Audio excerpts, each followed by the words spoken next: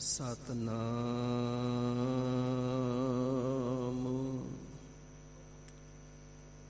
ਸ੍ਰੀ ਵਾਹਿਗੁਰੂ ਸਾਹਿਬ ਜੀ।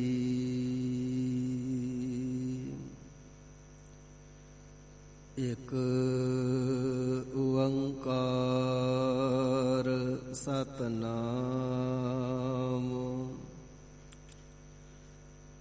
ਕਰਤਾ ਪੁਰਖ ਨਿਰਭਉ ਨਿਰਵੈਰ ਅਕਾਲ ਮੂਰਤ ਅਜੂਨੀ ਸੈਭੰ ਗੁਰ ਪ੍ਰਸਾਦ। ਜਪ ਆਦਿ ਸੱਚ ਜੁਗਾਦਿ ਸੱਚ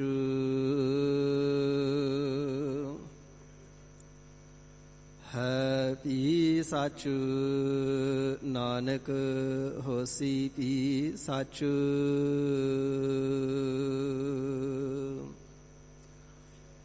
ਚੱਕਰ ਚਿਹਨ ਅਰ ਬਰਨ ਜਾਤ ਅਰ ਪਾਤ ਨਹਿਨ ਜਿਹ।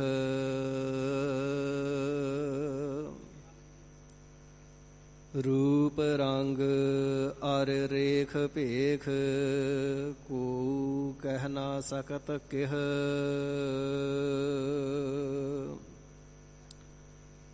ਅਚਲ ਮੂਰਤ ਅਨਭਉ ਪ੍ਰਕਾਸ਼ ਅਮਿਤੋਜ ਕਹਿਜੈ।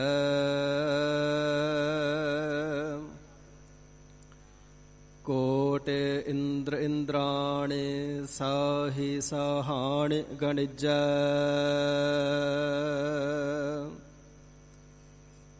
ਤ੍ਰਿਭਵਨ ਮਹੀਪ ਸੁਰ ਨਰ ਅਸੁਰ ਨੇਤ ਨੇਤ ਬਨ ਤ੍ਰਿਣ ਕਹਿਤ। ਤਵੈ ਸਰਬ ਨਾਮ ਕਥਾ ਕਵਨ ਕਰਮ ਨਾਮ ਬਰਨਤ ਸੁਮਤ।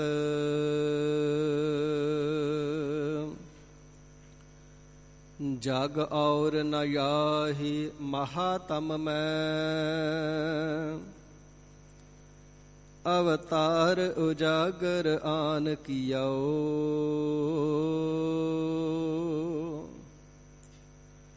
ਤਿਨ ਕੇ ਦੁਖ ਕੋਟਿਕ ਦੂਰ ਗਏ ਮਥੁਰਾ ਜਿਨ ਅੰਮ੍ਰਿਤ ਨਾਮ ਪੀਓ। ਇਹ ਪਦਤ ਤੇ ਮਤ ਚੁਕੇ ਰੇ ਮਨ ਭੇਦ ਬਭੇਦ ਨ ਜਾਣ ਬਿਓ।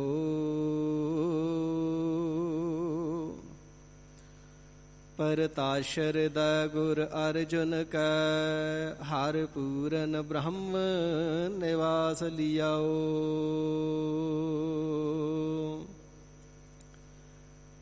ਜਬ ਲਉ ਨਹੀਂ ਭਾਗ ਲਿਲਾਰ ਉਦੈ ਤਬ ਲਉ ਭ੍ਰਮ ਤੇ ਫਿਰ ਤੇ ਬਹੁਤ ਆਓ।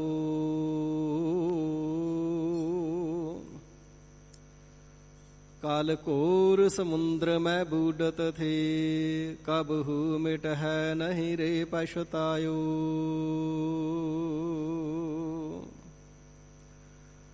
ਤਤ ਵਿਚਾਰ ਯਹ ਮਥੁਰਾ ਜਗ ਤਾਰਨ ਕਉ ਅਵਤਾਰ ਬਨਾਇਓ।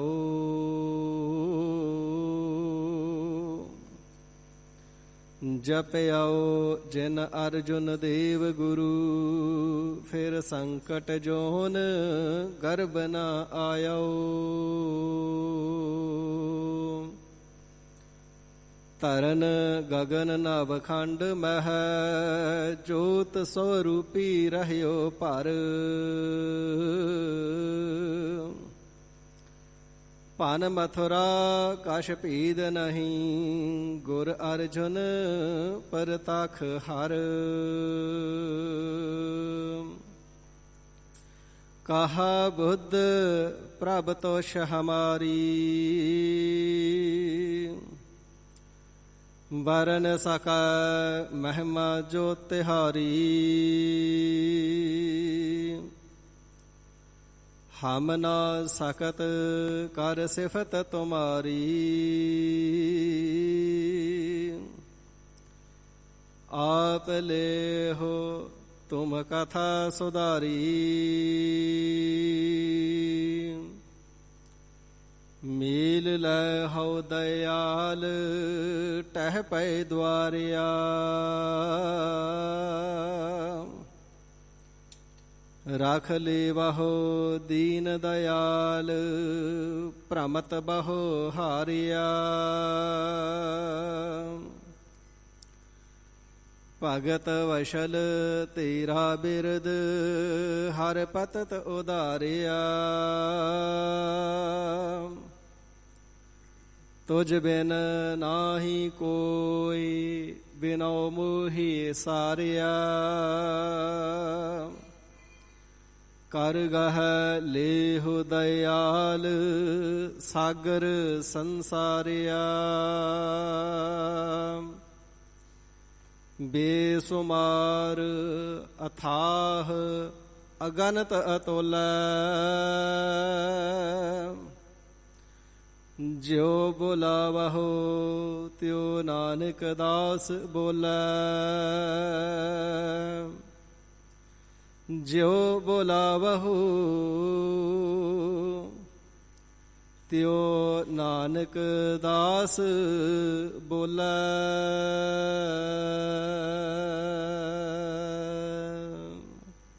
ਸਤਨਾਮ ਸ਼੍ਰੀ ਵਾਹਿਗੁਰੂ ਸਾਹਿਬ ਜੀ। ਗੌੜੀ ਮਹੱਲਾ ਪੰਜਵਾ। ਜਾ ਕਉ ਤੁਮ ਪਏ ਸਮਰਥ ਅੰਗਾ।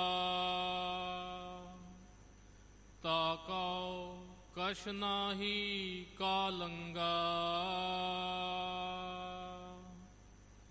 ਜਾ ਕਉ ਤੁਮ ਭਏ ਸਮਰਥ ਅੰਗਾ। ਤਾ ਕਉ ਕਛ ਨਾਹੀ ਕਾਲੰਗਾ। ਮਾਧਵ ਜਾ ਕਉ ਹੈ ਆਸ ਤੁਮਾਰੀ। ਤਾ ਕਉ ਕਛ ਨਾਹੀ ਸੰਸਾਰੀ। ਰਹਾਉ ਜਾ ਕੈ ਹਿਰਦੈ ਠਾਕੁਰ ਹੋਏ। ਤਾ ਕਉ ਸਹਸਾ ਨਾਹੀ ਕੋਏ। ਜਾ ਕਉ ਤੁਮ ਦੀਨੀ ਪ੍ਰਭ ਧੀਰ। ਤਾਂ ਕੈ ਨਿਕਟ ਨ ਆਵੈ ਪੀਰ। ਕਹੁ ਨਾਨਕ ਮੈਂ ਸੋ ਗੁਰ ਪਾਇਆ। ਪਾਰ ਬ੍ਰਹਮ ਪੂਰਨ ਦੇਖਾਇਆ। ਕਹੁ ਨਾਨਕ ਮੈਂ ਸੋ ਗੁਰ ਪਾਇਆ। ਪਾਰ ਬ੍ਰਹਮ ਪੂਰਨ ਦੇਖਾਇਆ।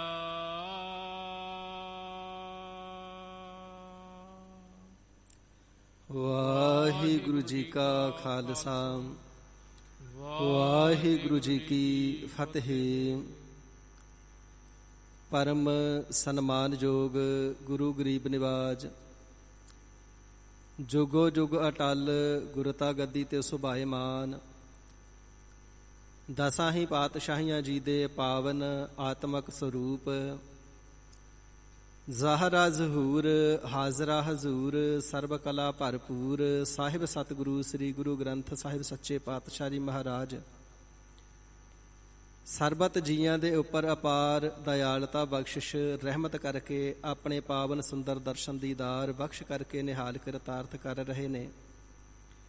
ਸਾਹਿਬੇ ਕਮਾਲ ਵਾਲੀਏ ਕੁਲ ਆਲਮ ਨੂਰੇ ਕਾਇਨਾਤ ਨੀਲੇ ਦੇ ਸ਼ਾਹ ਅਸਵਾਰ ਕਲਗੀਧਰ ਦਸ਼ਮੇਸ਼ ਪਿਤਾ ਜੀ ਪੰਥ ਦੇ ਵਾਲੀ ਅੰਮ੍ਰਿਤ ਕੇ ਦਾਤੇ ਤਖਤਾਂ ਵਾਲੇ, ਤਾਜਾਂ ਵਾਲੇ, ਫੌਜਾਂ ਵਾਲੇ, ਬਾਜਾਂ ਵਾਲੇ ਆਪਣੇ ਪਾਵਨ ਸਤਜੁਗੀ ਅਸਥਾਨ ਤਖਤ ਸੱਚਖੰਡ ਸ੍ਰੀ ਹਜ਼ੂਰ ਸ੍ਰੀ ਅਬਚਲ ਨਗਰ ਸਾਹਿਬ ਜੀ ਦੇ ਸੁਖ ਦੇ ਦਰਸ਼ਨ ਦੀਦਾਰ ਅਤੇ ਹਾਜ਼ਰੀਆਂ ਰਾਹੀਂ ਸਰਬਤ ਜੀਵਾਂ ਦੀ ਕਲਿਆਣ ਹਿਤ ਸਰਬਤ ਜੀਆਂ ਨੂੰ ਆਪਣਾ ਪਿਆਰ ਬਖਸ਼ਿਸ਼ ਕਰ ਰਹੇ ਨੇ।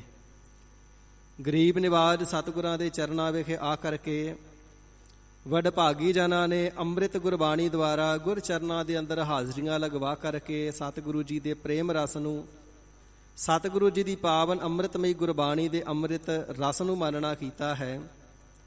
ਹੁਣ ਸਤਿਗੁਰੂ ਸੱਚੇ ਪਾਤਸ਼ਾਹ ਮਹਾਰਾਜ ਸਾਹਿਬ ਜੀ ਦੇ ਤਖਤ ਸਾਹਿਬ ਜੀ ਦੀ ਮਰਿਆਦਾ ਦੇ ਅਨੁਸਾਰ ਜੋ ਪਾਵਨ ਅੰਮ੍ਰਿਤਮਈ ਗੁਰਬਾਣੀ ਦੀ ਲੜੀਵਾਰ ਕਥਾ ਵਿਚਾਰ ਚੱਲ ਰਹੀ ਹੈ, ਸਭ ਤੇ ਊਤਮ ਹਰਿ ਕੀ ਕਥਾ, ਨਾਮ ਸੁਨਤ ਦਰਦ ਦੁਖ ਲੱਥਾ। ਜਿਹੜੀ ਕਥਾ ਸਾਰੇ ਦੁੱਖ ਜਨ ਦਰਦ ਨੂੰ ਉਤਾਰ ਦੇਣ ਵਾਲੀ ਏ, ਹਿਰਦੇ ਦੀ ਇਕਾਗਰਤਾ ਸ਼ਰਧਾ ਭਾਵਨਾ ਦੇ ਨਾਲ ਸਰਵਣ ਕਰਕੇ ਸਤਿਗੁਰੂ ਜੀ ਦੀਆਂ ਖੁਸ਼ੀਆਂ ਦੇ ਅਧਿਕਾਰੀ ਬਣੀਏ। ਸਹਿਤ ਪਿਆਰ ਦੇ ਮੁਖ ਚੋਂ ਉਚਾਰਣਾ ਕਰੀਏ ਜੀ, ਸਤਨਾਮ ਸ੍ਰੀ ਵਾਹਿਗੁਰੂ ਸਾਹਿਬ ਜੀ। ਸਤਨਾਮ ਸ੍ਰੀ ਵਾਹਿਗੁਰੂ ਸਾਹਿਬ ਜੀ। ਗੌੜੀ ਮਹੱਲਾ ਪੰਜਵਾ।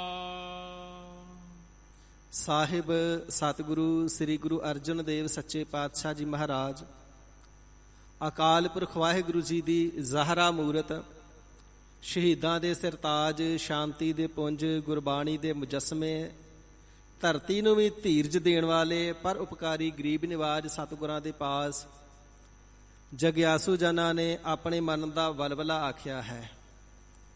ਗਰੀਬ ਨਿਵਾਜ ਸੱਚੇ ਪਾਤਸ਼ਾਹ ਜੀ ਇਸ ਦੁਨੀਆ ਦੇ ਅੰਦਰ ਰਹਿ ਕਰਕੇ ਸਚਿਆਰ ਹੋ ਜਾਣਾ ਬੜਾ ਦੁਸਤਰ ਕਾਰਜ ਹੈ, ਬੜਾ ਕਠਨ ਔਖਿਆਈ ਵਾਲਾ ਕਾਰਜ ਹੈ।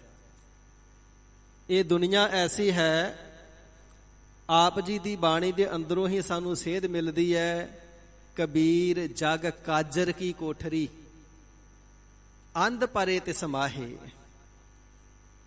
ਇਹ ਜਿਹੜਾ ਜਗਤ ਹੈ, ਸੰਸਾਰ ਹੈ, ਇਹ ਕੱਜਲ ਦੀ ਕੋਠੜੀ ਹੈ।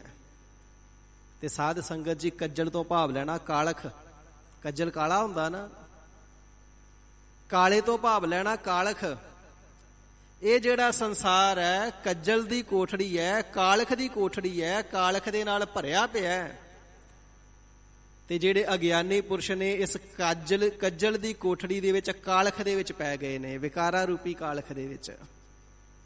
ਹਾਉ ਬਲਿਹਾਰੀ ਤਿੰਨ ਕਉ ਪੈਸ ਜੋ ਨੀਕਸ ਜਾਹੇ। ਤੇ ਬਾਬਾ ਕਬੀਰ ਸਾਹਿਬ ਜੀ ਫਰਮਾਨ ਕਰਦੇ ਨੇ, ਅਸੀਂ ਉਹਨਾਂ ਜੀਵਾਂ ਤੋਂ ਕੁਰਬਾਨ ਜਾਂਦੇ ਹਾਂ, ਬਲਿਹਾਰ ਜਾਂਦੇ ਹਾਂ, ਜਿਹੜੇ ਸੰਸਾਰ ਰੂਪੀ ਕੱਜਲ ਦੀ ਕੋਠੜੀ ਵਿੱਚ ਆ ਕਰਕੇ ਵੀ ਨਿਰਦਾਗ, ਨਿਸ਼ਕਲੰਕ, ਨਿਸ਼ਪਾਕ ਇੱਥੋਂ ਨਿਕਲ ਗਏ ਨੇ। ਗਰੀਬ ਨਿਵਾਜ ਸੱਚੇ ਪਾਤਸ਼ਾਹ ਜੀ ਜਦੋਂ ਬਾਬਾ ਜੀ ਦੇ ਇਹਨਾਂ ਬਚਨਾਂ ਨੂੰ ਵਿਚਾਰਦੇ ਆ ਨਾ, ਤੇ ਸੱਚਮੁੱਚ ਫਿਰ ਹਿਰਦੇ ਦੇ ਅੰਦਰ ਖੌਫ ਆਉਂਦਾ ਹੈ ਕਿ ਇਹ ਜਿਹੜੀ ਵਿਕਾਰਾਂ ਦੀ ਕਾਲਖਾ ਕਿਤੇ ਸਾਨੂੰ ਵੀ ਨਾ ਲੱਗ ਜਾਵੇ। ਕਿਉਂਕਿ ਹਜ਼ੂਰ ਦੇ ਪਾਵਨ ਬਚਨ ਨੇ, ਇਸ ਦੇਹੀ ਅੰਦਰ ਪੰਚ ਚੋਰ ਵਸਹਿ, ਕਾਮ ਕ੍ਰੋਧ ਲੋਭ ਮੋਹ ਅਹੰਕਾਰਾ, ਅੰਮ੍ਰਿਤ ਲੂਟਹਿ ਮਨ ਮੁਖ ਨਹੀਂ ਬੂਝਹਿ, ਕੋਏ ਨਾ ਸੁਣੈ ਪੁਕਾਰਾ। ਸਾਧ ਸੰਗਤ ਜੀ, ਐਸਾ ਕੋਈ ਵੀ ਤਨ ਨਹੀਂ ਜਿਸ ਦੇ ਅੰਦਰ ਵਾਹਿਗੁਰੂ ਜੀ ਨੇ ਇਹ ਪੰਜ ਚੀਜ਼ਾਂ ਨਹੀਂ ਪਾਈਆਂ। ਇਹ ਪੰਜ ਚੀਜ਼ਾਂ, ਪੰਜ ਵਿਕਾਰ ਜੀਵਾਂ ਦੀ ਆਪੋ ਆਪਣੀ ਪ੍ਰਾਲਬਧ ਦੇ ਅਨੁਸਾਰ ਕਿਸੇ ਦੇ ਸਰੀਰ ਦੇ ਅੰਦਰ ਘੱਟ ਤੇ ਕਿਸੇ ਦੇ ਸਰੀਰ ਦੇ ਅੰਦਰ ਵੱਧ, ਪਰ ਇਹ ਪੰਜ ਚੀਜ਼ਾਂ ਵਾਹਿਗੁਰੂ ਜੀ ਨੇ ਸਾਰੀਆਂ ਹੀ ਸਰੀਰਾਂ ਦੇ ਅੰਦਰ ਪਾਈਆਂ ਨੇ। ਕਿਉਂਕਿ ਇਹਨਾਂ ਤੋਂ ਬਿਨਾਂ ਅੱਗੇ ਜੋ ਸ੍ਰਿਸ਼ਟੀ ਦਾ ਪ੍ਰਵਿਰਤੀ ਪੱਖ ਹੈ ਉਸ ਦੇ ਵਿੱਚ ਵੀ ਖੜੋਤ ਆ ਜਾਵੇਗੀ। ਇਸ ਕਰਕੇ ਜ਼ਰੂਰੀ ਵੀ ਨੇ। ਤੇ ਮਹਾਰਾਜ ਸੱਚੇ ਪਾਤਸ਼ਾਹ ਜੀ, ਇਹ ਜਿਹੜਾ ਜਗਤ ਹੈ ਦੇਖਿਆ ਜਾਂਦਾ ਹੈ, ਇੱਥੇ ਵੱਡਿਆਂ ਵੱਡਿਆਂ ਅਮੀਰਾਂ ਨੂੰ, ਵਜ਼ੀਰਿਆਂ ਨੂੰ, ਰਾਜਿਆਂ ਨੂੰ, ਮਹਾਰਾਜਿਆਂ ਨੂੰ, ਸ਼ਾਹੂਕਾਰਾਂ ਨੂੰ, ਧਨਾਡਾਂ ਨੂੰ ਕਦੇ ਕਲੰਕ ਲੱਗ ਹੀ ਜਾਂਦਾ ਹੈ।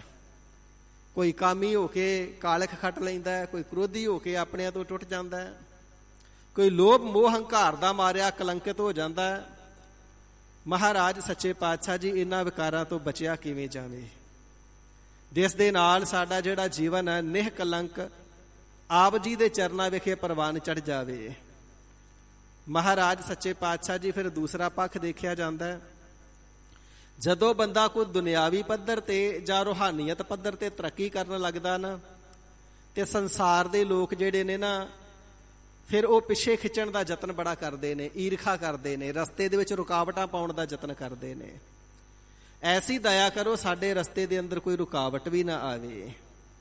ਤੇ ਗਰੀਬ ਨਿਵਾਜ ਸਾਹਿਬ ਜੀ ਇੱਕ ਹਿਰਦੇ ਦੇ ਅੰਦਰੋਂ ਸੰਸੇ ਨਹੀਂ ਜਾਂਦੇ, ਭਰਮ ਨਹੀਂ ਜਾਂਦੇ।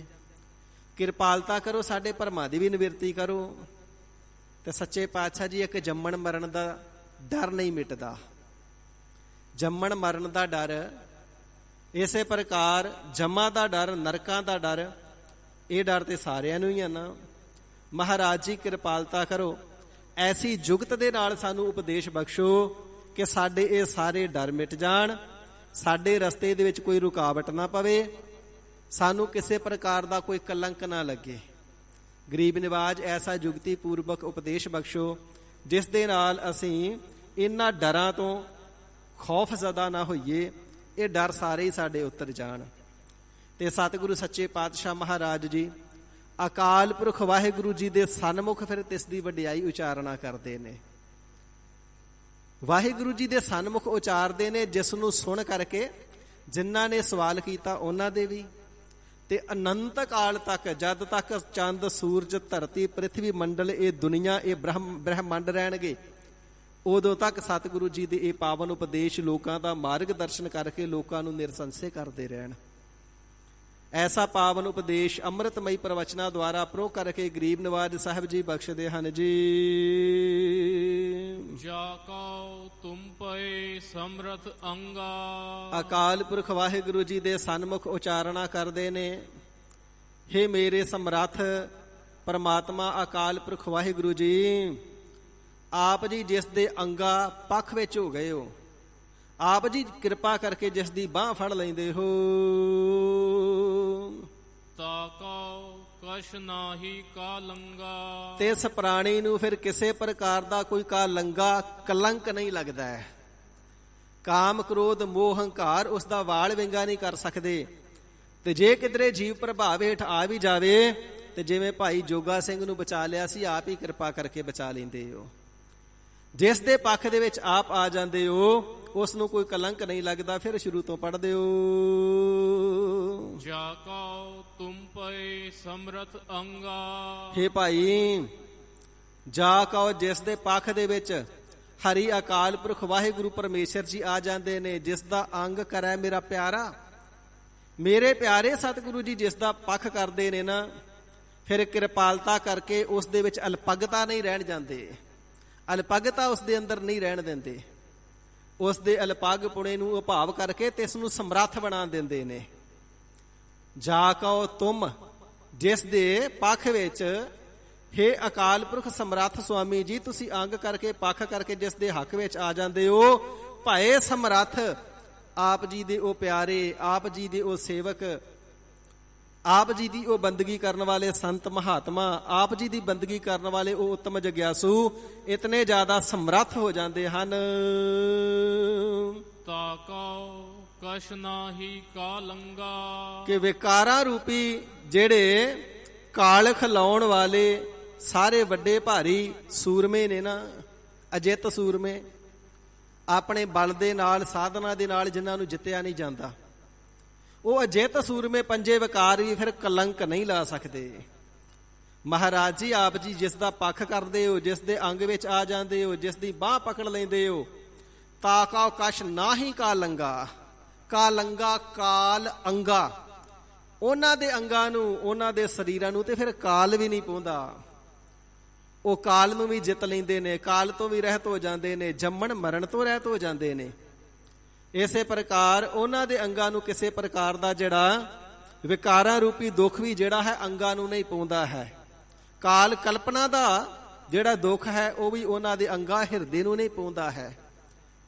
ਉਹਨਾਂ ਦੇ ਹਿਰਦੇ ਦੇ ਵਿੱਚ ਵਿਕਾਰਾਂ ਵਾਲੀ ਕਲਪਨਾ ਜਿਹੜੀ ਹੈ ਉਪਜਦੀ ਹੀ ਨਹੀਂ ਹੈ, ਕਿਉਂਕਿ ਹਰ ਵੇਲੇ ਫਿਰ ਚਿਤਵਨੀ ਹਿਰਦੇ ਦੇ ਅੰਦਰ ਨਾਮ ਦੀ ਹੀ ਹੋ ਜਾਂਦੀ ਹੈ। ਮਾਧਵ ਜਾ ਕਉ ਹੈ ਆਸ दास तुम्हारे। ਮਾਧਵ ਪਰਮੇਸ਼ਰ ਜੀ ਦਾ ਵਾਚਕ ਸ਼ਬਦ ਹੈ ਸਾਧ ਸੰਗਤ ਜੀ, ਜਿਸ ਦਾ ਅਰਥ ਬਣਦਾ ਹੈ ਮਾਧਵ। ਮਾ ਦਾ ਭਾਵ ਹੈ ਮਾਇਆ, ਦਉ ਦਾ ਅਰਥ ਹੈ ਪਤੀ।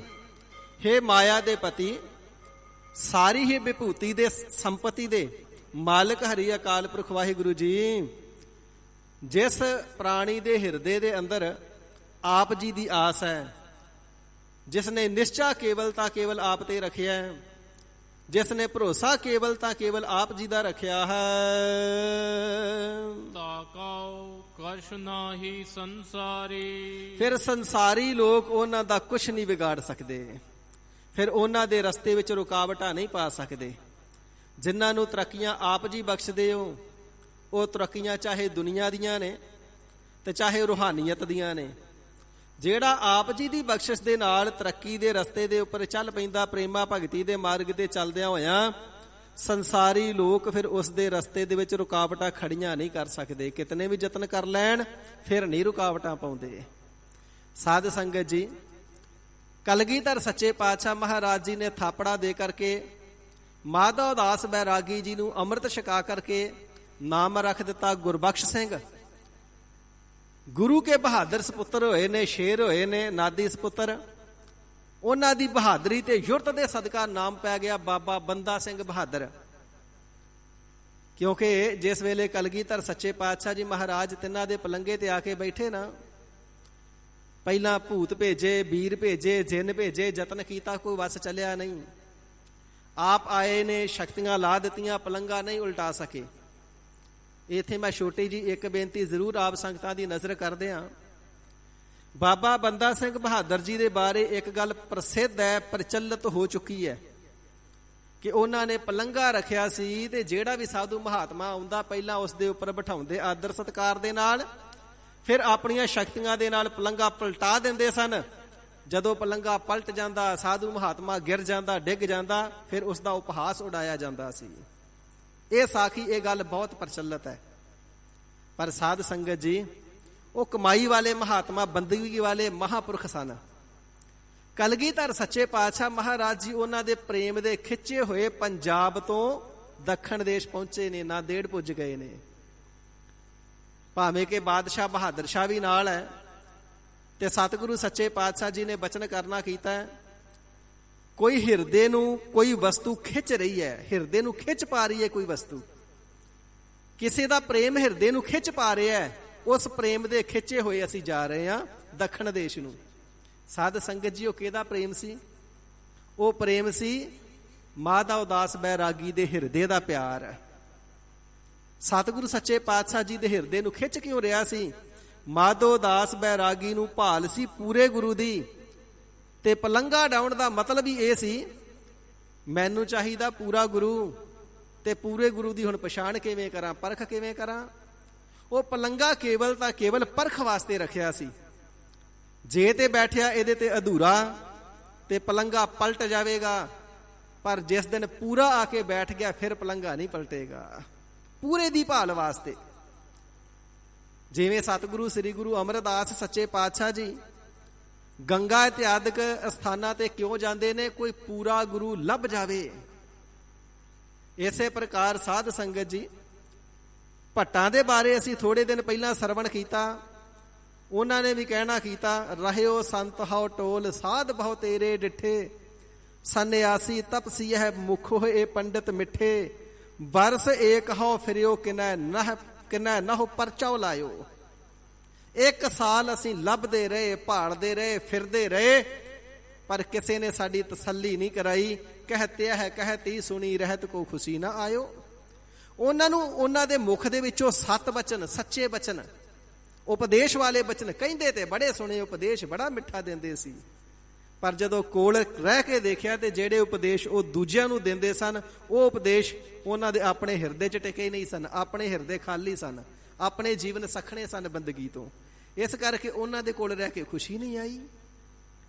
ਜਿਵੇਂ ਸ੍ਰੀ ਗੁਰੂ ਅਮਰਦਾਸ ਸਾਹਿਬ ਜੀ ਮਹਾਰਾਜ ਪਹਿਲੀ ਅਵਸਥਾ ਦੇ ਵਿੱਚ ਪੂਰੇ ਗੁਰੂ ਦੀ ਭਾਲ ਵਾਸਤੇ ਤੀਰਥਾਂ ਤੇ ਗਏ, ਜਿਵੇਂ ਭੱਟ ਜਨ 1 ਸਾਲ ਪਰ ਥਾਂ ਥਾਂ ਤੇ ਵਿਚਰ ਕਰਕੇ ਪੂਰੇ ਗੁਰੂ ਦੀ ਭਾਲ ਕਰਦੇ ਰਹੇ, ਇਸੇ ਪ੍ਰਕਾਰ ਮਾਧੋਦਾਸ ਬੈਰਾਗੀ ਜੀ ਨੇ ਪੂਰੇ ਗੁਰੂ ਦੀ ਭਾਲ ਅਤੇ ਪਰਖ ਵਾਸਤੇ ਪਲੰਗਾ ਲਾਇਆ ਸੀ। ਜਿਸ ਦਿਨ ਪੂਰਾ ਗੁਰੂ ਉੱਪਰ ਆ ਕਰਕੇ ਬੈਠ ਗਿਆ, ਉਸ ਦਿਨ ਇਹ ਪਲੰਗਾ ਨਹੀਂ ਡੋਲੇਗਾ, ਫਿਰ ਨਹੀਂ ਮੁੱਦਾ ਵੱਜੇਗਾ। ਤੇ ਕਲਗੀਧਰ ਸਾਹਿਬ ਸੱਚੇ ਪਾਤਸ਼ਾਹ ਜੀ ਜਦੋਂ ਆਏ, ਆ ਕਰਕੇ ਪਲੰਗੇ ਦੇ ਉੱਪਰ ਚੌਂਕੜਾ ਮਾਰ ਕੇ ਬੈਠ ਗਏ। ਚਾਰੇ ਪਾਵਿਆਂ ਦੇ ਵਿੱਚ ਆਪਣੇ ਪੱਥੇ ਚੋਂ ਕੱਢ ਕੇ ਇੱਕ ਇੱਕ ਤੀਰ ਗੱਡ ਦਿੱਤਾ। ਹੁਣ ਪਰਖ ਕਰਨੀ ਸੀ, ਜੇ ਅਧੂਰਾ ਹੋਇਆ ਤੇ ਪਲੰਗਾ ਡੋਲ ਜਾਵੇਗਾ। ਭੂਤ ਭੇਜੇ, ਜਿੰਨ ਭੇਜੇ, ਵੀਰ ਭੇਜੇ, ਦੇਵ ਭੱਜੇ। ਵੱਡਾ ਪ੍ਰਸੰਗ ਸੂਖਸ਼ਮ ਸ਼ਬਦਾਂ 'ਚ ਬੇਨਤੀ ਕਰਾਂ, ਕਿਉਂਕਿ ਇਤਿਹਾਸ ਆਪ ਜਾਣਦੇ ਹੋ। ਪਰ ਪਲੰਗਾ ਤੇ ਹਿੱਲਿਆ ਵੀ ਨਹੀਂ, ਡੋਲਿਆ ਵੀ ਨਹੀਂ। ਮਾਧੋਦਾਸ ਬੈਰਾਗੀ ਜੀ ਆਪ ਆਏ, ਆਪਣਾ ਤਾਣ ਲਾ ਲਿਆ, ਜ਼ੋਰ ਲਾ ਲਿਆ, ਪਰ ਪਲੰਗਾ ਡੋਲਿਆ ਨਹੀਂ। ਆਖਰਕਾਰ ਹੱਥ ਜੋੜੇ ਤੇ ਗੋਡੇ ਟੇਕ ਦਿੱਤੇ ਕਲਗੀਧਰ ਸਾਹਿਬ ਜੀ ਦੇ ਅੱਗੇ। ਗੋਡੇ ਟੇਕਣ ਤੋਂ ਭਾਵ ਹੁੰਦਾ ਹਾਰ ਮੰਨਣੀ। ਹਾਰ ਮੰਨ ਲਈ ਤੇ ਹੱਥ ਜੋੜ ਦਿੱਤੇ ਤੇ ਫਿਰ ਸਿਨਮਰ ਨੇਤਰ ਝੁਕਾ ਕਰਕੇ, ਸਿਰ ਕਰਕੇ ਨੀਵਾਂ ਹਜ਼ੂਰ ਦੇ ਅੱਗੇ ਤੇ ਬੇਨਤੀ ਰੂਪ ਦੇ ਅੰਦਰ ਇੱਕ ਪ੍ਰਸ਼ਨ ਕਰਦੇ ਨੇ, ਆਪ ਜੀ ਕੌਣ ਹੋ? ਤੇ ਕਲਗੀਧਰ ਸਾਹਿਬ ਜੀ ਨੇ ਆਪਣੀ ਜ਼ੁਬਾਨੇ ਪਹਾਕ ਚੋਂ, ਪਵਿੱਤਰ ਰਸਨਾ ਚੋਂ ਪ੍ਰਵਚਨ ਫਰਮਾਵਣਾ ਕੀਤਾ, ਅਸੀਂ ਉਹ ਹਾਂ ਜਿਸ ਨੂੰ ਤੂੰ ਜਾਣਦਾ ਹੈ। ਬੇਨਤੀ ਫਿਰ ਸਰਵਣ ਕਰਿਓ, ਅਸੀਂ ਉਹ ਹਾਂ ਜਿਸ ਨੂੰ ਤੂੰ ਜਾਣਦਾ ਹੈ। ਤੇ ਫਿਰ ਹੱਥ ਜੋੜ ਕਰਕੇ ਬੜਾ ਆਜਜ਼ੀ ਹੋ ਕਰਕੇ ਮਾਧੋਦਾਸ ਬੈਰਾਗੀ ਜੀ ਨੇ ਕਹਿਣਾ ਕੀਤਾ, ਆਪ ਜੀ ਕਿਧਰੇ ਸ੍ਰੀ ਗੁਰੂ ਗੋਬਿੰਦ ਸਿੰਘ ਜੀ ਮਹਾਰਾਜ ਤੇ ਨਹੀਂ?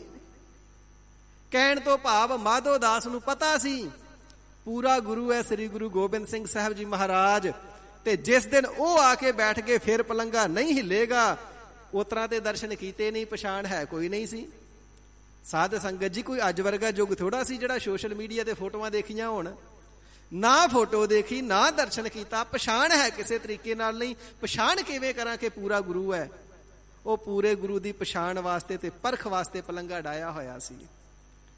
ਤੇ ਸਿੱਖਾਂ ਨੇ ਫਿਰ ਵਚਨ ਕਰਨਾ ਕੀਤਾ, ਇਹੀ ਉਹੀ ਦੀਨ ਦੁਨੀ ਦੇ ਮਾਲਕ ਸ੍ਰੀ ਗੁਰੂ ਨਾਨਕ ਦੇਵ ਸੱਚੇ ਪਾਤਸ਼ਾਹ ਜੀ ਦੀ ਗੁਰਤਾ ਗੱਦੀ ਦੇ 10ਵੇਂ ਮਾਲਕ ਸਾਹਿਬੇ ਕਮਾਲ ਸ੍ਰੀ ਗੁਰੂ ਗੋਬਿੰਦ ਸਿੰਘ ਸਾਹਿਬ ਜੀ ਨੇ ਤੇ ਚਰਨ ਪਕੜ ਲਏ, ਢਹਿ ਪਿਆ ਚਰਨਾਂ ਦੇ ਉੱਪਰ। ਗਰੀਬ ਨਿਵਾਜ ਸੱਚੇ ਪਾਤਸ਼ਾਹ ਬਖਸ਼ ਲਓ, ਬਖਸ਼ ਲਓ। ਬਸ ਪੂਰੇ ਦੀ ਹੀ ਭਾਲ ਸੀ, ਤੁਹਾਡੀ ਭਾਲ ਸੀ।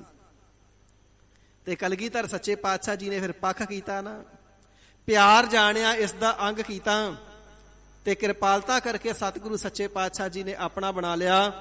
ਤੇ ਜਿਸ ਵੇਲੇ ਥਾਪੜਾ ਦੇ ਕਰਕੇ ਤੋਰਿਆ, ਤਾ ਕਉ ਕਛ ਨਾਹੀ ਸੰਸਾਰੀ। ਤੇ ਕੋਈ ਸੰਸਾਰੀ ਬੰਦਾ ਫਿਰ ਰਸਤੇ ਵਿੱਚ ਰੁਕਾਵਟ ਪਾ ਸਕਿਆ? 5 ਤੀਰ ਦਿੱਤੇ, ਨਗਾਰਾ ਦਿੱਤਾ, ਨਿਸ਼ਾਨ ਸਾਹਿਬ ਦਿੱਤਾ, 5 ਸਿੰਘ 5 ਪਿਆਰਿਆਂ ਵਜੋਂ ਨਾਲ ਤੋਰੇ ਤੇ 25 ਸਿੰਘਾਂ ਦਾ ਜਥਾ ਦੇ ਕਰਕੇ ਪੰਜਾਬ ਦੀ ਧਰਤੀ ਨੂੰ ਰਵਾਨਾ ਕਰ ਦਿੱਤਾ।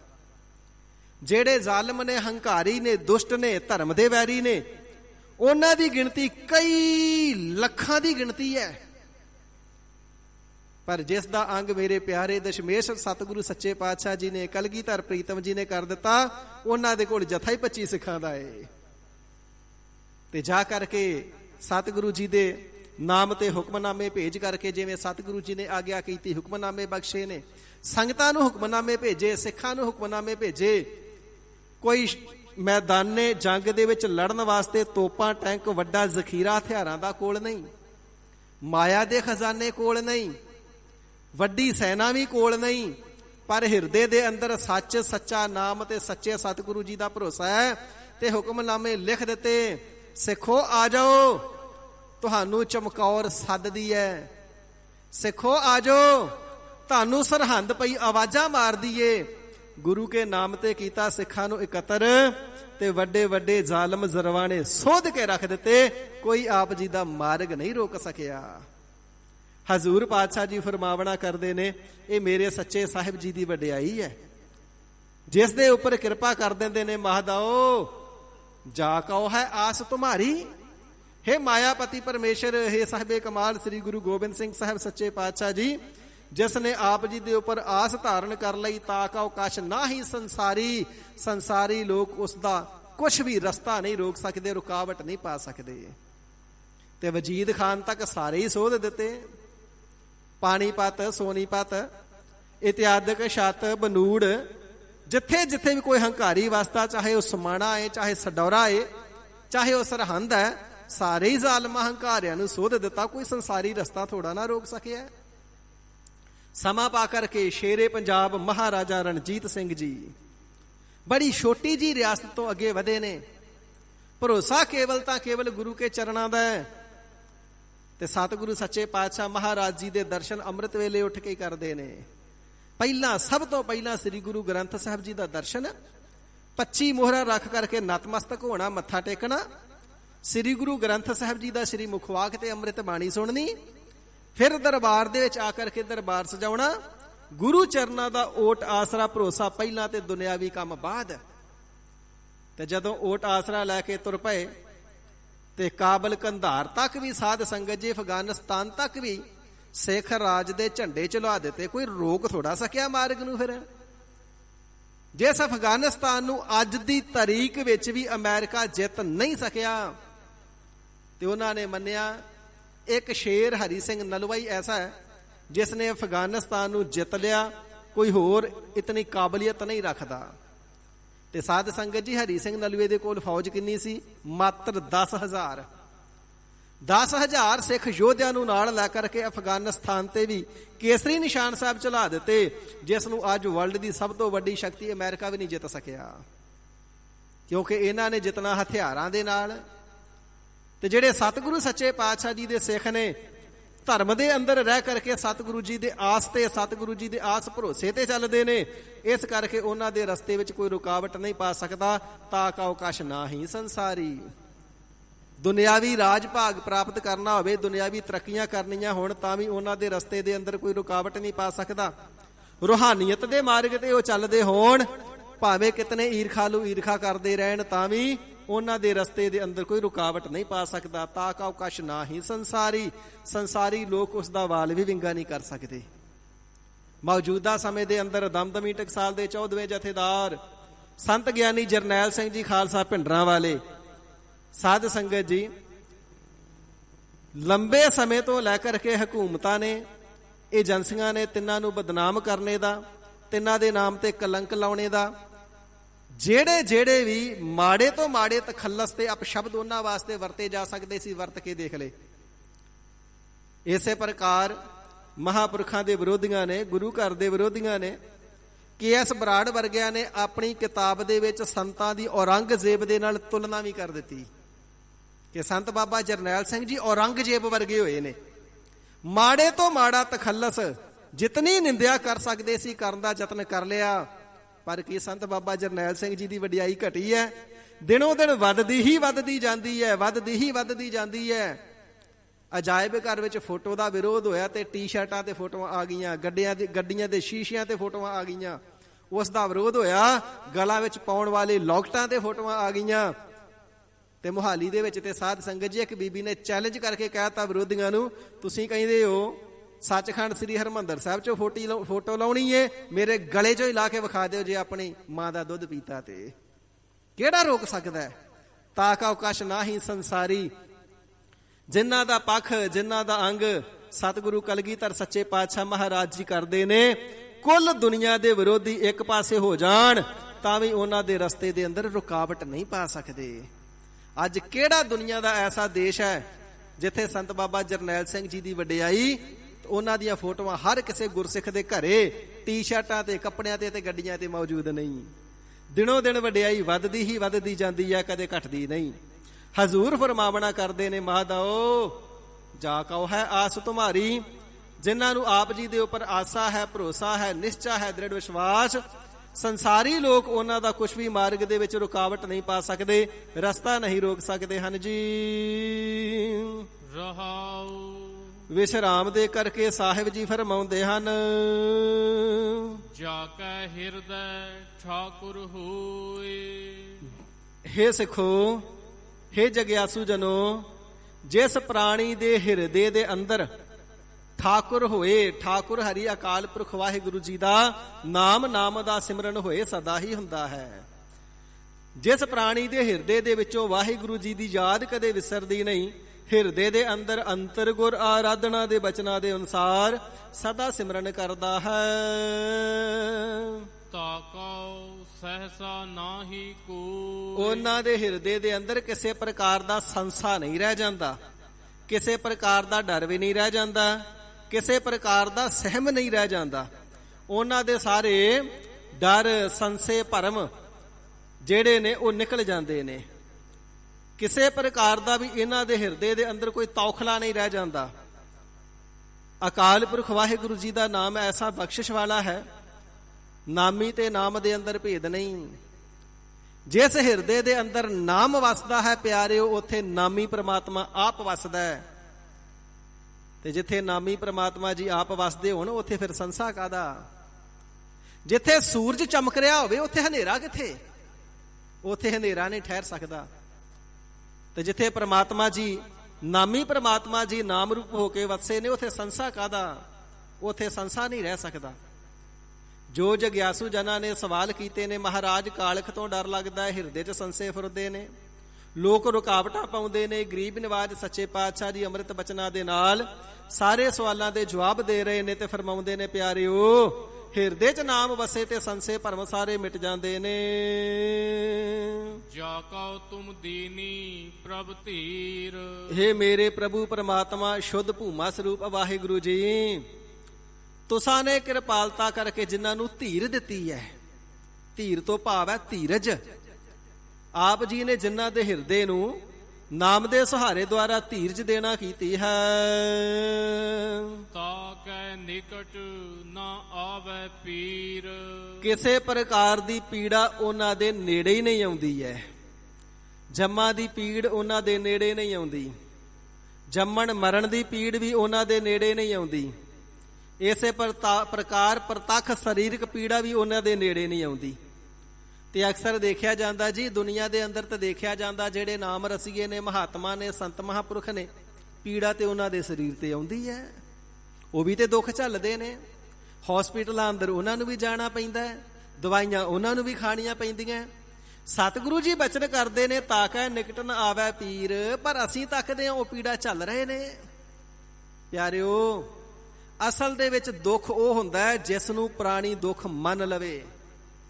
ਦੁੱਖ ਉਹ ਹੁੰਦਾ ਜਿਹੜਾ ਦੁੱਖ ਹਿਰਦੇ ਨੂੰ ਦੁਖੀ ਕਰ ਦੇਵੇ। ਤੇ ਜਿਹੜਾ ਸੰਤਾਂ ਮਹਾਂਪੁਰਖਾਂ ਦੇ ਸਰੀਰ ਦੇ ਉੱਪਰ ਰੋਗ ਆ ਵੀ ਜਾਵੇ ਨਾ, ਉਹ ਵਾਹਿਗੁਰੂ ਜੀ ਦੇ ਭਾਣੇ 'ਚ ਇੰਨਾ ਜ਼ਿਆਦਾ ਪ੍ਰਸੰਨ ਰਹਿੰਦੇ ਨੇ, ਵਾਹਿਗੁਰੂ ਜੀ ਜਿਵੇਂ ਆਪ ਜੀ ਦੀ ਮਰਜ਼ੀ, ਜਿਵੇਂ ਆਪ ਜੀ ਨੂੰ ਭਾਉਂਦਾ ਹੈ। ਜੇ ਦੁੱਖ ਦੇਹ ਤਾਂ ਤੁਝੇ ਅਰਾਧੀ, ਸੁਖ ਭੀ ਤੁਝੇ ਧਿਆਈ। ਜੇ ਦੁੱਖ ਦੇ ਦਿੱਤਾ ਤਾਂ ਵੀ ਆਪ ਜੀ ਦੀ ਅਰਾਧਨਾ ਕਰਦੇ ਹਾਂ ਤੇ ਕਰਦੇ ਰਹਾਂਗੇ। ਆਪ ਜੀ ਕਿਰਪਾਲਤਾ ਕਰਕੇ ਸੁਖ ਬਖਸ਼ ਦਿਓ ਤੇ ਸੁਖ ਦੇ ਵਿੱਚ ਵੀ ਤੁਹਾਨੂੰ ਧਿਆਉਣਾ ਕਰੀਏ। ਆਪ ਜੀ ਸੁਖ ਦੇ ਵਿੱਚ ਵੀ ਵਿਸਰ ਨਾ ਜਾਵੋ। ਤੇ ਸਤਿਗੁਰੂ ਅਰਜਨ ਦੇਵ ਸੱਚੇ ਪਾਤਸ਼ਾਹ ਜੀ ਹਜ਼ੂਰ ਫਰਮਾਵਣਾ ਕਰਦੇ ਨੇ, ਸਰੀਰ ਦੇ ਰੋਗ ਉਹਨਾਂ ਮਹਾਤਮਾ ਵਾਸਤੇ ਕੋਈ ਮਾਇਨਾ ਨਹੀਂ ਰੱਖਦੇ। ਆਰੋਗਿਅੰ ਮਹਾਰੋਗਿਅੰ, ਮਹਾਰੋਗਿਅੰ ਵੱਡਾ ਭਾਰੀ ਰੋਗ ਵੀ ਉਹਨਾਂ ਦੇ ਸਰੀਰ ਦੇ ਉੱਪਰ ਆ ਜਾਵੇ, ਉਹ ਤਾਂ ਵੀ ਅਰੋਗ ਹੀ ਹੁੰਦੇ ਨੇ, ਕਿਉਂਕਿ ਰੋਗ ਦੇ ਦੁੱਖ ਨੂੰ ਹਿਰਦੇ ਨੇ ਪ੍ਰਵਾਨ ਨਹੀਂ ਕੀਤਾ। ਸਰੀਰ ਦੇ ਉੱਤਰ ਰੋਗ ਆ ਗਿਆ, ਦੁੱਖ ਆ ਗਿਆ। 5 ਤੱਤਾਂ ਦਾ ਸਰੀਰ ਹੈ, ਉਹ 5 ਤੱਤ ਸਭਨਾਂ ਦੇ ਇੱਕੋ ਜਿਹੇ ਨੇ। ਜੇ ਦੂਜਿਆਂ ਦੇ ਆਉਂਦੇ ਤੇ 5 ਤੱਤਾਂ ਦਾ ਪੁਤਲਾ ਮਹਾਂਪੁਰਖਾਂ ਦਾ ਸਰੀਰ ਵੀ ਹੈ, ਇਹਦੇ ਤੇ ਵੀ ਆ ਜਾਵੇਗਾ। ਪਰ ਮਨ ਦੀ ਅਵਸਥਾ ਤਿੰਨਾਂ ਦੀ ਐਸੀ ਅਡੋਲ ਹੁੰਦੀ ਹੈ, ਅਰੋਗਿਅੰ, ਮਨ ਕਰਕੇ ਅਰੋਗ ਹੀ ਰਹਿੰਦੇ ਨੇ। ਮਨ ਸਰੀਰ ਦੇ ਰੋਗ ਨੂੰ ਮੰਨਦਾ ਹੀ ਨਹੀਂ। ਕਿਉਂ ਨਹੀਂ ਮੰਨਦਾ ਜੀ? ਕਿਉਂਕਿ ਜਿਹੜਾ ਮਨ ਹੈ ਉਹ ਤੇ ਆਨੰਦ ਸਰੂਪ ਪ੍ਰਮਾਤਮਾ ਜੀ ਦੇ ਨਾਮ ਦੇ ਆਨੰਦ ਨੂੰ ਪ੍ਰਾਪਤ ਕਰ ਰਿਹਾ ਹੈ। ਵਾਹਿਗੁਰੂ ਉਹ ਤੇ ਆਨੰਦ ਸਰੂਪ ਦੇ ਅੰਦਰ ਟਿਕਿਆ ਹੋਇਆ ਹੈ, ਵਾਹਿਗੁਰੂ ਜੀ ਦੇ ਨਾਮ ਦੇ ਅੰਦਰ ਟਿਕਿਆ ਹੋਇਆ ਹੈ, ਆਨੰਦ ਦੇ ਨਾਲ ਭਰਪੂਰ ਹੈ, ਆਨੰਦ ਰਸ ਦੇ ਅੰਦਰ ਟਿਕਿਆ ਹੋਇਆ, ਅੰਮ੍ਰਿਤ ਰਸ ਨੂੰ ਪੀ ਰਿਹਾ ਹੈ, ਅੰਮ੍ਰਿਤ ਰਸ ਨੂੰ ਮਾਣ ਰਿਹਾ ਹੈ। ਇਸ ਕਰਕੇ ਸਰੀਰ ਦੇ ਰੋਗ ਨੂੰ ਮਨ ਨੇ ਮੰਨਿਆ ਹੀ ਨਹੀਂ। ਸੰਤ ਬਾਬਾ ਦਰਸ਼ਨ ਸਿੰਘ ਜੀ ਅੰਮ੍ਰਿਤਸਰ ਸਾਹਿਬ ਜੀ ਦੇ ਕੋਲ ਉਹਨਾਂ ਦਾ ਅਸਥਾਨ ਹੈ। ਤੇ ਸਾਧ ਸੰਗਤ ਜੀ, ਜਦੋਂ ਸਰੀਰ ਤਿਆਗਣ ਦਾ ਸਮਾਂ ਆਇਆ ਤੇ ਪੇਟ ਦੇ ਅੰਦਰ ਪਾਣੀ ਭਰ ਗਿਆ, ਹਸਪਤਾਲ ਦੇ ਅੰਦਰ ਉਹਨਾਂ ਨੂੰ ਦਾਖਲ ਕਰਵਾਇਆ ਗਿਆ। ਜਦੋਂ ਦਾਖਲ ਕਰਵਾਇਆ ਗਿਆ ਤੇ ਬੇਹੋਸ਼ੀ ਦੀ ਹਾਲਤ ਦੇ ਵਿੱਚ ਨੇ, ਆਕਸੀਜਨ ਉਹਨਾਂ ਨੂੰ ਲੱਗੀ ਹੋਈ ਏ, ਡ੍ਰਿਪ ਵਗੈਰਾ ਚੱਲ ਰਹੇ ਨੇ, ਡਾਕਟਰਾਂ ਦਾ ਜੋ ਇਲਾਜ ਸੀ ਉਹ ਚੱਲ ਰਿਹਾ ਹੈ। ਤੇ ਬਾਬਾ ਦਰਸ਼ਨ ਸਿੰਘ ਜੀ ਹੈ ਨੇ ਬੇਹੋਸ਼ੀ ਦੀ ਹਾਲਤ ਵਿੱਚ, ਘਣੂਪੁਰ ਕਾਲੇ ਵਾਲੇ। ਤੇ ਸਿੰਘ ਸਾਹਿਬ ਸੱਚਖੰਡ ਸ੍ਰੀ ਹਰਿਮੰਦਰ ਸਾਹਿਬ ਜੀ ਦੇ ਹੈੱਡ ਗ੍ਰੰਥੀ ਗਿਆਨੀ ਪੂਰਨ ਸਿੰਘ ਜੀ, ਹੁਣ ਤਾਂ ਥੋੜਾ ਸਮਾਂ ਪਹਿਲਾਂ ਉਹ ਵੀ ਚੜ੍ਹਾਈ ਕਰ ਗਏ। ਸਿੰਘ ਸਾਹਿਬ ਉਹਨਾਂ ਮਹਾਤਮਾ ਨੂੰ, ਮਹਾਂਪੁਰਖਾਂ ਨੂੰ ਜਾਣਦੇ ਸਨ, ਪਿਆਰ ਸੀ। ਉਹਨਾਂ ਨੂੰ ਮਿਲਣ ਵਾਸਤੇ, ਸੁੱਖ ਸਾਂਦ ਪੁੱਛਣ ਵਾਸਤੇ, ਪਤਾ ਲੈਣ ਵਾਸਤੇ ਹਸਪੀਟਲ ਗਏ ਤੇ ਜਾ ਕਰਕੇ ਪਤਾ ਲੱਗਾ ਜੀ ਮਹਾਂਪੁਰਖ ਤੇ ਬੇਹੋਸ਼ ਨੇ। ਤੇ ਡਾਕਟਰਾਂ ਨੂੰ ਕਹਿਣ ਲੱਗੇ ਚਲੋ ਅਸੀਂ ਬਚਨ ਤੇ ਨਹੀਂ ਕਰ ਸਕਦੇ ਪਰ ਦੇਖ ਤੇ ਸਕਦੇ ਆ, ਦਰਸ਼ਨ ਤੇ ਕਰ ਸਕਦੇ ਆ, ਦਰਸ਼ਨ ਕਰ ਲਈਏ। ਭਾਵੇਂ ਕਿ ਕਿਸੇ ਆਮ ਬੰਦੇ ਨੂੰ ਨੇੜੇ ਨਹੀਂ ਸੀ ਜਾਣ ਦਿੱਤਾ, ਪਰ ਸਿੰਘ ਸਾਹਿਬ ਨੇ ਸਤਿਕਾਰ ਹੈ, ਨਹੀਂ ਰੋਕਿਆ ਜਾ ਸਕਦਾ, ਭੇਜ ਦਿੱਤਾ। ਠੀਕ ਹੈ, ਤੁਸੀਂ ਆਪਣੇ ਮੁਖ ਤੇ ਮਾਸਕ ਇਤਿਆਦਿਕ ਲਾ ਕੇ ਦਰਸ਼ਨ ਕਰਨ ਜਾ ਸਕਦੇ ਹੋ, ਮਿਲ ਸਕਦੇ ਹੋ। ਤੇ ਜਿਸ ਵੇਲੇ ਸਿੰਘ ਸਾਹਿਬ ਗਿਆਨੀ ਪੂਰਨ ਸਿੰਘ ਜੀ ਮਿਲਣ ਵਾਸਤੇ ਗਏ, ਜਾ ਕੇ ਤੱਕਿਆ ਬਾਬਾ ਦਰਸ਼ਨ ਸਿੰਘ ਜੀ ਬੇਹੋਸ਼ੀ ਦੀ ਹਾਲਤ ਵਿੱਚ ਨੇ। ਕੁਝ ਪਲ ਕੋਲ ਖੜੇ ਹੋਏ ਤੇ ਮਹਿਸੂਸ ਹੋਇਆ ਵਾਹਿਗੁਰੂ ਵਾਹਿਗੁਰੂ ਦੀ ਹੌਲੀ ਹੌਲੀ ਧੁਨੀ ਆ ਰਹੀ ਏ, ਆਵਾਜ਼ ਆ ਰਹੀ ਏ। ਧਿਆਨ ਦੇ ਕੇ ਸੁਣਦੇ ਨੇ, ਆਵਾਜ਼ ਆ ਕਿੱਥੋਂ ਰਹੀ ਏ? ਬੜੀ ਮੱਧਮ ਜੀ ਆਵਾਜ਼ ਸੁਣਦੀ ਏ, ਵਾਹਿਗੁਰੂ ਵਾਹਿਗੁਰੂ, ਬੜੀ ਮੱਧਮ ਆਵਾਜ਼। ਦੇਖਿਆ ਖੱਬੇ ਸੱਜੇ ਕੋਈ ਵੀ ਨਹੀਂ, ਸੇਵਕ ਕੋਈ ਨਹੀਂ। ਇਹ ਮੱਧਮ ਜਈ, ਇਹ ਮਿੱਠੀ ਜਈ, ਇਹ ਪਿਆਰੀ ਜੀ ਸੁਰ ਕੌਣ ਆਲਾਪ ਰਿਹਾ ਹੈ? ਆਵਾਜ਼ ਕਿੱਥੋਂ ਆ ਰਹੀ ਏ? ਹੋਰ ਨੇੜੇ ਹੋਏ ਤੇ ਮਹਿਸੂਸ ਹੋਇਆ ਇਹ ਆਵਾਜ਼ ਤੇ ਮਹਾਂਪੁਰਖਾਂ ਵੱਲੋਂ ਹੀ ਆ ਰਹੀ ਏ, ਬਾਬਾ ਦਰਸ਼ਨ ਸਿੰਘ ਵੱਲੋਂ ਹੀ। ਤੇ ਸਿੰਘ ਸਾਹਿਬ ਗਿਆਨੀ ਪੂਰਨ ਸਿੰਘ ਜੀ ਨੇ ਸੰਤ ਬਾਬਾ ਕਰਤਾਰ ਸਿੰਘ ਜੀ, ਸੰਤ ਬਾਬਾ ਗੁਰਬਚਨ ਸਿੰਘ ਜੀ ਖਾਲਸਾ ਭਿੰਡਰਾਂ ਵਾਲਿਆਂ ਮਹਾਂਪੁਰਖਾਂ ਦੀ ਬਰਸੀ ਤੇ ਦਮਦਮੀ ਟਕਸਾਲ ਦੇ ਹੈੱਡਕੁਆਟਰ ਮਹਿਤਾ ਚੌਕ ਵਿਖੇ ਇਹ ਸਾਰਾ ਵਾਕਿਆ ਸਾਂਝਾ ਕੀਤਾ ਸੀ, ਸਾਖੀ ਸੁਣਾਈ ਸੀ। ਕਹਿਣ ਲੱਗੇ ਅਸੀਂ ਦੇਖਿਆ ਮਹਾਂਪੁਰਖਾਂ ਦੇ ਮੁਖ ਦੇ ਉੱਪਰ ਆਕਸੀਜਨ ਲੱਗੀ ਹੋਈ ਸੀ, ਅਸੀਂ ਉਹਦੇ ਨੇੜੇ ਕਰਕੇ ਜਦੋਂ ਸੁਣਨਾ ਕੀਤਾ ਤੇ ਬਾਬਾ ਦਰਸ਼ਨ ਸਿੰਘ ਜੀ ਬੇਹੋਸ਼ੀ ਦੀ ਹਾਲਤ ਦੇ ਵਿੱਚ ਵੀ ਨਾਮ ਜਪ ਰਹੇ ਸਨ।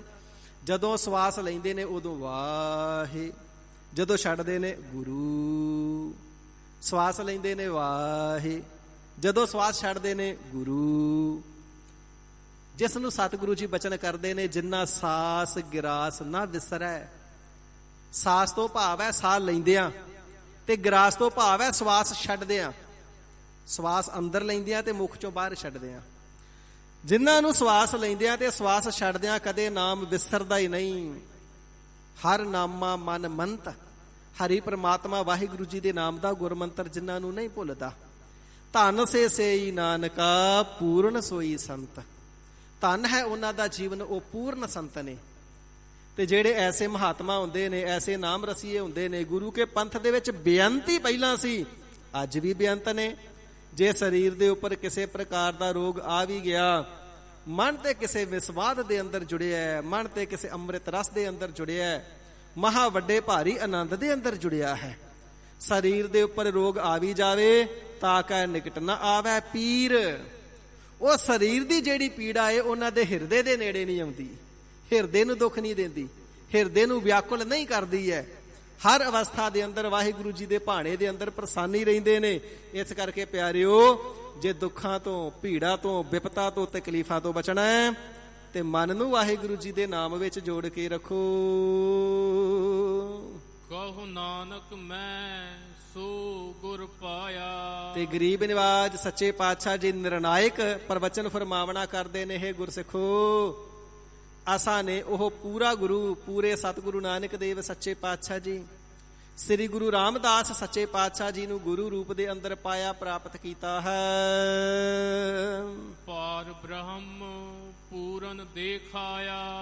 ਜਿਸ ਪੂਰੇ ਸਤਿਗੁਰੂ ਜੀ ਨੇ ਕਿਰਪਾਲਤਾ ਕਰਕੇ ਸਾਨੂੰ ਪਾਰ ਬ੍ਰਹਮ ਜੋ ਪੂਰਨ ਹੈ, ਪਾਰ ਪਾਪਾਂ ਪੁੰਨਾਂ ਤੋਂ ਪਰੇ ਹੈ, ਪਾਰ ਪ੍ਰਕਿਰਤੀ ਦੇ ਉਰਵਾਰ ਪਾਰ ਤੋਂ ਪਰੇ ਹੈ, ਪਾਰ ਜਿਸ ਦਾ ਉਰਾਰਲਾ ਪਾਰਲਾ ਕੰਡਾ ਨਹੀਂ ਜਾਣਿਆ ਜਾਂਦਾ, ਬ੍ਰਹਮ ਜਿਹੜਾ ਵਿਆਪਕ ਸਰੂਪ ਹੈ, ਪੂਰਨ ਜਿਹੜਾ ਸ੍ਰਿਸ਼ਟੀ ਦੇ ਜ਼ਰਰੇ ਜ਼ਰਰੇ ਦੇ ਅੰਦਰ ਪੂਰਨ ਹੋ ਰਿਹਾ, ਵਸ ਰਿਹਾ ਹੈ, ਐਸਾ ਹਰੀ ਪਾਰ ਬ੍ਰਹਮ ਪਰਮੇਸ਼ਰ ਪੂਰਨ ਮੁਕੰਮਲ ਰੂਪ ਦੇ ਅੰਦਰ ਹਿਰਦੇ ਦੇ ਵਿੱਚ ਹੀ ਦਿਖਾ ਦਿੱਤਾ ਹੈ। ਹਿਰਦੇ ਦੇ ਅੰਦਰ ਪਰਮਾਤਮਾ ਜੀ ਵਸਦੇ ਨੇ। ਹੁਣ ਗਰੀਬ ਨਿਵਾਜ ਸਾਹਿਬ ਜੀ ਦੇ ਪਰਥਾਏ ਭੱਟ ਜਨਾਂ ਦੇ ਵੀ ਬਚਨ ਨੇ ਨਾ, ਪਰਤਾਸ਼ ਹਿਰਦੈ ਗੁਰ ਅਰਜੁਨ ਕੈ, ਹਰ ਪੂਰਨ ਬ੍ਰਹਮ ਨਿਵਾਸ ਲਿਓ। ਪਿਆਰਿਓ, ਇਹ ਪੂਰੇ ਸਤਿਗੁਰੂ ਜੀ ਦੀ ਕਿਰਪਾਲਤਾ ਹੈ। ਜਿਨ੍ਹਾਂ ਨੇ ਵੀ ਪੂਰੇ ਸਤਿਗੁਰੂ ਜੀ ਨੂੰ ਪ੍ਰਾਪਤ ਕਰ ਲਿਆ ਹੈ, ਪੂਰੇ ਸਤਿਗੁਰੂ ਜੀ ਤੋਂ ਨਾਮ ਪ੍ਰਾਪਤ ਕਰਕੇ ਗੁਰ ਉਪਦੇਸ਼ ਦੁਆਰਾ ਜਪਣਾ ਕੀਤਾ ਹੈ, ਪੂਰੇ ਸਤਿਗੁਰੂ ਜੀ ਨੇ ਕਿਰਪਾਲਤਾ ਕਰਕੇ ਹਿਰਦੇ ਦੇ ਅੰਦਰ ਹੀ ਪਾਰ ਬ੍ਰਹਮ ਪਰਮੇਸ਼ਰ ਦਿਖਾਲ ਦਿੱਤਾ ਹੈ। ਤੇ ਜਿਸ ਹਿਰਦੇ ਦੇ ਅੰਦਰ ਪਾਰ ਬ੍ਰਹਮ ਪਰਮੇਸ਼ਰ ਜੀ ਵਸਦੇ ਨੇ, ਉਥੇ ਕਲੰਕ ਕਾਹਦਾ, ਉਥੇ ਸੰਸਾ ਕਾਹਦਾ, ਉਥੇ ਝੋਰਾ ਕਾਹਦਾ, ਉਥੇ ਡਰ ਕਾਹਦਾ, ਉਥੇ ਸਹਿਮ ਕਾਹਦਾ, ਉਥੇ ਰੁਕਾਵਟ ਕਾਹਦੀ, ਤੇ ਉਥੇ ਪੀੜਾ ਕਾਹਦੀ। ਇਹ ਸਾਰੇ ਵਿਕਾਰ, ਚਿੰਤਾ, ਭੀੜਾ, ਵਿਪਤਾ ਇਤਿਆਦਿਕ ਸਾਰੀਆਂ ਤਿੰਨਾਂ ਦੀਆਂ ਮੁੱਕ ਜਾਂਦੀਆਂ ਨੇ ਜੋ ਪੂਰੇ ਸਤਿਗੁਰੂ ਜੀ ਦੇ ਉਪਦੇਸ਼ ਨੂੰ ਹਿਰਦੇ ਦੇ ਅੰਦਰ ਧਾਰਨ ਕਰਕੇ ਪਾਰ ਬ੍ਰਹਮ ਜੀ ਨੂੰ, ਨਾਮੀ ਨੂੰ ਹਿਰਦੇ ਦੇ ਅੰਦਰ ਦੇਖ ਲੈਂਦੇ ਨੇ। ਉਪਰੰਤ ਸ੍ਰਿਸ਼ਟੀ ਦੇ ਜ਼ਰੇ ਜ਼ਰੇ ਦੇ ਅੰਦਰ ਉਸ ਦੀ ਜੋਤ ਨੂੰ ਹੀ ਦੇਖਦੇ ਹਨ। ਗੌੜੀ ਮਹੱਲਾ ਪੰਜਵਾ। ਸਤਿਗੁਰੂ ਅਰਜਨ ਦੇਵ ਸੱਚੇ ਪਾਤਸ਼ਾਹ ਜੀ ਮਹਾਰਾਜ ਗੌੜੀ ਰਾਗ ਦੇ ਅੰਦਰ ਉਪਦੇਸ਼ ਦੀ ਬਖਸ਼ਿਸ਼ ਕਰ ਰਹੇ ਹਨ। ਦੁਲਬ ਦੇਹ ਪਾਈ ਵੱਡ ਭਾਗੀ। ਹੇ ਗਰੀਬ ਨਿਵਾਜ ਸੱਚੇ ਪਾਤਸ਼ਾਹ ਜੀ, ਆਪ ਜੀ ਨੇ ਨਾਮ ਦਾ ਮਹਾਤਮ ਸਾਨੂੰ ਸਰਵਣ ਕਰਾਇਆ ਹੈ, ਨਾਮ ਦੀ ਮਹਿਮਾ ਸਰਵਣ ਕਰਾਈ ਹੈ। ਸੱਚੇ ਪਾਤਸ਼ਾਹ ਬੜੀ ਪਿਆਰੀ ਲੱਗੀ ਏ। ਕਿਰਪਾਲਤਾ ਕਰਕੇ ਹੋਰ ਨਾਮ ਦੀ ਵਡਿਆਈ ਸਾਨੂੰ ਸਰਵਣ ਕਰਾਵਣੀ ਕਰੋ।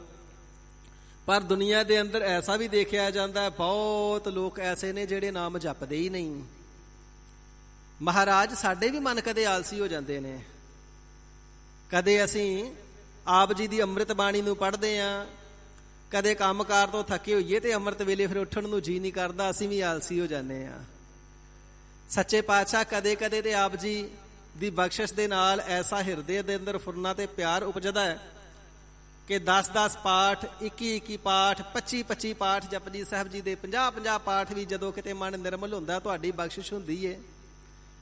ਤੇ ਮਹਾਰਾਜ ਕਦੇ ਇਹ ਜਿਹੜਾ ਮਨ ਹੈ ਨਾ, ਮਨ ਐਸਾ ਆਲਸੀ ਹੋ ਜਾਂਦਾ ਕਿ 5 ਪਾਠ ਵੀ ਨਹੀਂ ਕੀਤੇ ਜਾਂਦੇ, ਮੁੜ ਪੈਂਦਾ। ਫਿਰ ਜਦੋਂ ਤੇ ਕਿਤੇ ਗਧਾ ਵੈ ਰਾਗ ਆਉਂਦਾ ਫਿਰ ਲੱਗਦਾ ਨਾਮ ਹੀ ਸਭ ਕੁਛ ਹੈ ਤੇ ਨਾਮ ਹੀ ਜਪਦੇ ਰਹੀਏ।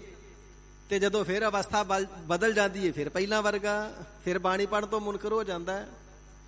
ਸੱਚੇ ਪਾਤਸ਼ਾਹ ਕਿਰਪਾਲਤਾ ਕਰਕੇ ਸਾਨੂੰ ਨਾਮ ਦਾ ਮਹਾਤਮ ਦਰਸਾਓ। ਇਹ ਵੀ ਕਿਰਪਾਲਤਾ ਕਰਕੇ ਦੱਸਣਾ ਕਰੋ ਜੇ ਨਾਮ ਨਾ ਜਪੀਏ ਤੇ ਫਿਰ ਅਵਸਥਾ ਕੈਸੀ ਹੁੰਦੀ ਏ, ਨਾਮ ਨਾ ਜਪਣੇ ਦੇ ਨਾਲ ਨੁਕਸਾਨ ਕੀ ਹੁੰਦਾ ਏ। ਤੇ ਸਤਿਗੁਰੂ ਸੱਚੇ ਪਾਤਸ਼ਾਹ ਜੀ ਨਾਮ ਦੀ ਮਹਿਮਾ ਦੱਸਣਾ ਕਰਦੇ ਨੇ। ਦੁਲੱਭ ਦੇਹ ਪਾਈ ਵੱਡ ਭਾਗੀ। ਹੇ ਗੁਰਸਿੱਖੋ, ਇਹ ਜਿਹੜੀ ਮਨੁੱਖਾ ਦੇਹੀ ਇਹ ਬੜੀ ਦੁਰਲੱਭ ਹੈ। ਇਹ ਵੱਡਿਆਂ ਭਾਗਾਂ ਦੇ ਨਾਲ ਭਾਈ ਪ੍ਰਾਪਤ ਹੋਈ ਹੈ। ਪੂਰਬਲੇ ਜਨਮਾਂ ਦੇ ਕੋਈ ਨਿਸ਼ਕਾਮ ਕਰਮ ਫਲ ਦੇਣ ਵਾਸਤੇ ਉਹਦੇ ਹੋਏ, ਵਾਹਿਗੁਰੂ ਜੀ ਦੀ ਨਦਰ ਸਵੱਲੀ ਹੋਈ ਤੇ ਮਨੁੱਖਾ ਦੇਹੀ ਮਿਲ ਗਈ। ਸੌਖਾ ਕੰਮ ਥੋੜਾ ਹੈ ਮਨੁੱਖਾ ਦੇਹੀ। 84 ਲੱਖ ਜੂਨੀਆਂ ਭੋਗ ਕੇ, 7.5 ਖਰਬ ਸਾਲ ਖੁਆਰ ਹੋ ਕੇ, ਦੁੱਖ ਭੋਗ ਕੇ ਫਿਰ ਜਾ ਕੇ ਮਨੁੱਖਾ ਜਨਮ ਮਿਲਿਆ। ਛੋਟੀ ਗੱਲ ਥੋੜੀ ਹੈ। ਕਬੀਰ ਮਾਨਸ ਜਨਮ ਦੁਲੰਭ ਹੈ, ਹੋਏ ਨਾ 12 ਬਾਰ, ਜਿਉ ਬਨ ਹੋਏ ਨਾ ਬਾਰੰਬਾਰ, ਜਿਉ ਬਨ ਫਲ ਪਾਕੇ ਭੋਏ ਗਿਰੇ ਬਹੁਰ ਨਾ ਲਾਗੈ ਡਾਰ। ਇੱਕ ਵਾਰ ਫਲ ਪੱਕ ਕੇ, ਟਾਹਣੀ ਨਾਲੋਂ ਟੁੱਟ ਕੇ, ਦਰਖਤ ਨਾਲੋਂ ਟੁੱਟ ਕੇ ਧਰਤੀ ਤੇ ਡਿੱਗ ਗਿਆ, ਫਿਰ ਦੁਬਾਰਾ ਥੋੜਾ ਨਾਲ ਲੱਗ ਸਕਦਾ। ਕੋਈ ਕਿੰਨਾ ਯਤਨ ਕਰ ਲੈ ਦੁਬਾਰਾ ਟਾਹਣੀ ਨਾਲ ਉਸ ਨੂੰ ਜੋੜਿਆ ਨਹੀਂ ਜਾ ਸਕਦਾ। ਜੇ ਕੋਈ ਰੱਸੀ ਪਾ ਕੇ, ਲਿਫਾਫਾ ਪਾ ਕੇ ਕਿਸੇ ਤਰੀਕੇ ਬੰਨ ਵੀ ਦੇਵੇ, ਉਹ ਸੜ ਤੇ ਜਾਵੇਗਾ, ਮਿਠਾਸ ਨਹੀਂ ਵਧੇਗੀ, ਮਿਠਾਸ ਨਹੀਂ ਵਿੱਚ ਹੋਰ ਪਵੇਗੀ। ਜਿਸ ਤਰ੍ਹਾਂ ਫਲ ਟੁੱਟ ਕੇ ਡਿੱਗ ਗਿਆ ਤੇ ਡਿੱਗ ਗਿਆ, ਮੁੜ ਟਾਹਣੀ ਨਾਲ ਨਹੀਂ ਲੱਗਦਾ। ਮਨੁੱਖਾ ਜਨਮ ਇੱਕ ਵਾਰ ਹੱਥੋਂ ਨਿਕਲ ਗਿਆ ਤੇ ਨਿਕਲ ਗਿਆ, ਦੁਬਾਰਾ ਪ੍ਰਾਪਤ ਨਹੀਂ ਹੁੰਦਾ ਹੈ। ਤੇ ਸਤਿਗੁਰੂ ਸੱਚੇ ਪਾਤਸ਼ਾਹ ਜੀ ਨੇ ਤੇ ਮਨੁੱਖਾ ਦੇਹੀ ਦੀ ਮਹਾਨਤਾ ਦਰਸਾਈ ਹੈ। ਸਿੱਖੋ, ਇਹ ਜਿਹੜਾ ਮਨੁੱਖਾ ਸਰੀਰ ਐਸਾ ਅਮੋਲਕ ਹੈ, ਇਸ ਨੂੰ ਦੇਵਤੇ ਵੀ ਸਿਮਰਤੇ ਨੇ। ਇਸ ਦੇਹੀ ਕੋ ਸਿਮਰਹਿ ਦੇਵ। ਪਰ ਜੇ ਪ੍ਰਾਪਤ ਹੋਈਏ ਤੇ ਸਫਲੀ ਕਰ ਲਾ। ਮਹਾਰਾਜ ਸਫਲੀ ਕਿਵੇਂ ਹੋਏਗੀ? ਸੋ ਦੇਹੀ ਭਜ ਹਰ ਕੀ ਸੇਵ। ਦੇਹੀ ਮਿਲੀ ਤੈਨੂੰ ਤਾਂ ਮੈਂ ਹਰੀ ਵਾਹਿਗੁਰੂ ਜੀ ਦਾ ਸਿਮਰਨ ਕਰਨ ਵਾਸਤੇ, ਭਜਨ ਬੰਦਗੀ ਤੇ ਸੇਵਾ ਕਰਨ ਵਾਸਤੇ। ਸਫਲੀ ਤਾਂ ਹੋਵੇਗੀ ਭਜਨ ਕਰੇਗਾ, ਬੰਦਗੀ ਕਰੇਗਾ, ਸਿਮਰਨ ਕਰੇਗਾ। ਤੇ ਗਰੀਬ ਨਿਵਾਜ ਸੱਚੇ ਪਾਤਸ਼ਾਹ ਜੀ ਬਚਨ ਕਰਨਾ ਕਰਦੇ ਨੇ, ਪਿਆਰਿਓ, ਵੱਡਿਆਂ ਭਾਗਾਂ ਦੇ ਨਾਲ ਇਹ ਮਨੁੱਖਾ ਦੇਹੀ ਦੀ ਪ੍ਰਾਪਤੀ ਹੋਈ ਹੈ। ਨਾਮ ਨਾ ਜਪਹਿ ਤੇ ਆਤਮ ਘਾਤੀ। ਤੇ ਜਿਹੜੇ ਇਸ ਮਨੁੱਖਾ ਦੇਹੀ ਨੂੰ ਪ੍ਰਾਪਤ ਕਰਕੇ ਨਾਮ ਨਹੀਂ ਜਪਦੇ, ਦੁਨੀਆ ਦੇ ਅੰਦਰ ਸਭ ਤੋਂ ਵੱਡੇ ਪਾਪੀ ਉਹ ਨੇ ਜਿਹੜੇ ਨਾਮ ਨਹੀਂ ਜਪਦੇ। ਨਾਮ ਨਾ ਜਪੇ ਤੇ ਆਤਮ ਘਾਤੀ। ਉਹ ਆਤਮ ਘਾਤੀ ਨੇ, ਆਤਮ ਘਾਤ ਕਰ ਰਹੇ ਨੇ। ਮਹਾਰਾਜ, ਇਹ ਆਤਮ ਘਾਤੀ ਕੌਣ ਹੁੰਦਾ ਹੈ? ਤੇ ਹਜ਼ੂਰ ਫਰਮਾਵਨਾ ਕਰਦੇ ਨੇ, ਆਤਮ ਘਾਤੀ ਹੈ ਜਗਤ ਕਸਾਈ। एडा वड्डा पापी हुंदा आत्मघाती, पूरे जगत नूं खत्म कर देवे, पूरी दुनिया नूं मार देवे। कसाई दा काम मारना ही हुंदा ना, कसाई बन जे कुल दुनिया सरबत संसार दा ते पूरी दुनिया नूं खत्म कर देवे, ते जिन्ना पाप कुल दुनिया नूं खत्म करन दा लगदा है, ओना पाप लगदा आत्मघात करने दा। अज बहुत सारे लोग ऐसे ने जिहड़े विकारां दे अधीन हो करके आत्मघात कर लैंदे ने। साध संगत जी, कदे बख्शे नहीं जाते। जगत कसाई होण दा पाप उन्हां नूं लगदा है, पर तक भी कोई गड्डी थले आ गया, कोई डुब के मर गया, कोई फाहा लैके मर गया, वो भी आत्मघात खवाउंदा। ते एडा वड्डा पाप है, कुल दुनिया नूं मार देण जितना पाप लगदा, वो आत्मघाती बख्शिया नहीं जाया करदा। इसे प्रकार साध संगत जी, जिहड़ा नाम नहीं जपदा, वो अपनी आत्मा दा घात कर रहा है, अपनी आत्मा नूं मार रहा है। इस करके वो आत्मघाती है जिहड़ा नाम नूं नहीं जपदा है। ते साध संगत जी, पाप कैसा लगदा आत्मघातियां नूं? मोगे जिले दे विच एक पिंड है सुखानंद। दमदमी टकसाल दे हैडकुआर्टर तो, महिता चौक तो दमदमी टकसाल दे 5 प्यारे सिंह साहिबान सुखानंद पिंड दे विच अमृत संचार करने वास्ते आए। उत्थे दा एक गुरसिख प्यारा भाई गुरप्रीत सिंह बाहर फॉरन रहिंदा सी। अपनी कमाई दे विचों दसवंध कढना, दसवंध कढ के एकत्र करी जाना, ते हर साल अपने पिंड अपने नगर दे विच कीर्तन दरबार करवाउणा, वड्डा भारी समागम करवाउणा। जितनी माया लगनी वो सारी सेवा उसने अपने दसवंध द्वारा करनी। सालाना समागम ते अमृत संचार उसने हर बार करवाना। समा पा करके उसदे माता जी चढ़ाई कर गए। वो ऐसा गुरमुख प्यारा, अपने माता जी दे भोग वाले दिन भी उसने अमृत संचार रखिया। जिस दिन माता जी का भोग है ना, दशहरा किया जाना, वड्डा भारी समागम किया है, संगत का इकट्ठ किया है, ते नाल अमृत संचार रखिया। अमृत संचार करने वास्ते 5 प्यारे सिंह साहिबान दमदमी टकसाल तो चल करके सुखानंद पिंड पहुंचे ने। उस गुरसिख प्यारे दे घर पहुंचे ने, पर इत्थे तां होर ही भाना वरत रहा है। जितने परिवार दे जी ने ना, कई कोट भूत प्रेत सूकर मृगाच, सृष्टि दे उपर बेअंत प्रकार दी वाहिगुरू जी दी रचना है। जिहड़ी रचना असीं देखदे हां, इह सथूल शरीरां दी रचना है, एक सूक्ष्म शरीरां दी रचना जो सानू इन्हां अखां दे नाल नज़र नहीं आउंदी। ते हजूर जी ने बकायदा सानू समझावना कीता कि इसे ही सृष्टि दे उपर सूक्ष्म रचना दे अंदर कई करोड़ां भूत ने, प्रेत ने, सूकर मृगाच इत्यादिक ने। भूत तो भाव है वो अवगत रूहां जिन्हां दी कल्याण नहीं होई। जदों गुरसिख दे घर पहुंचे ते घर दे विच भूतां दा पहरा।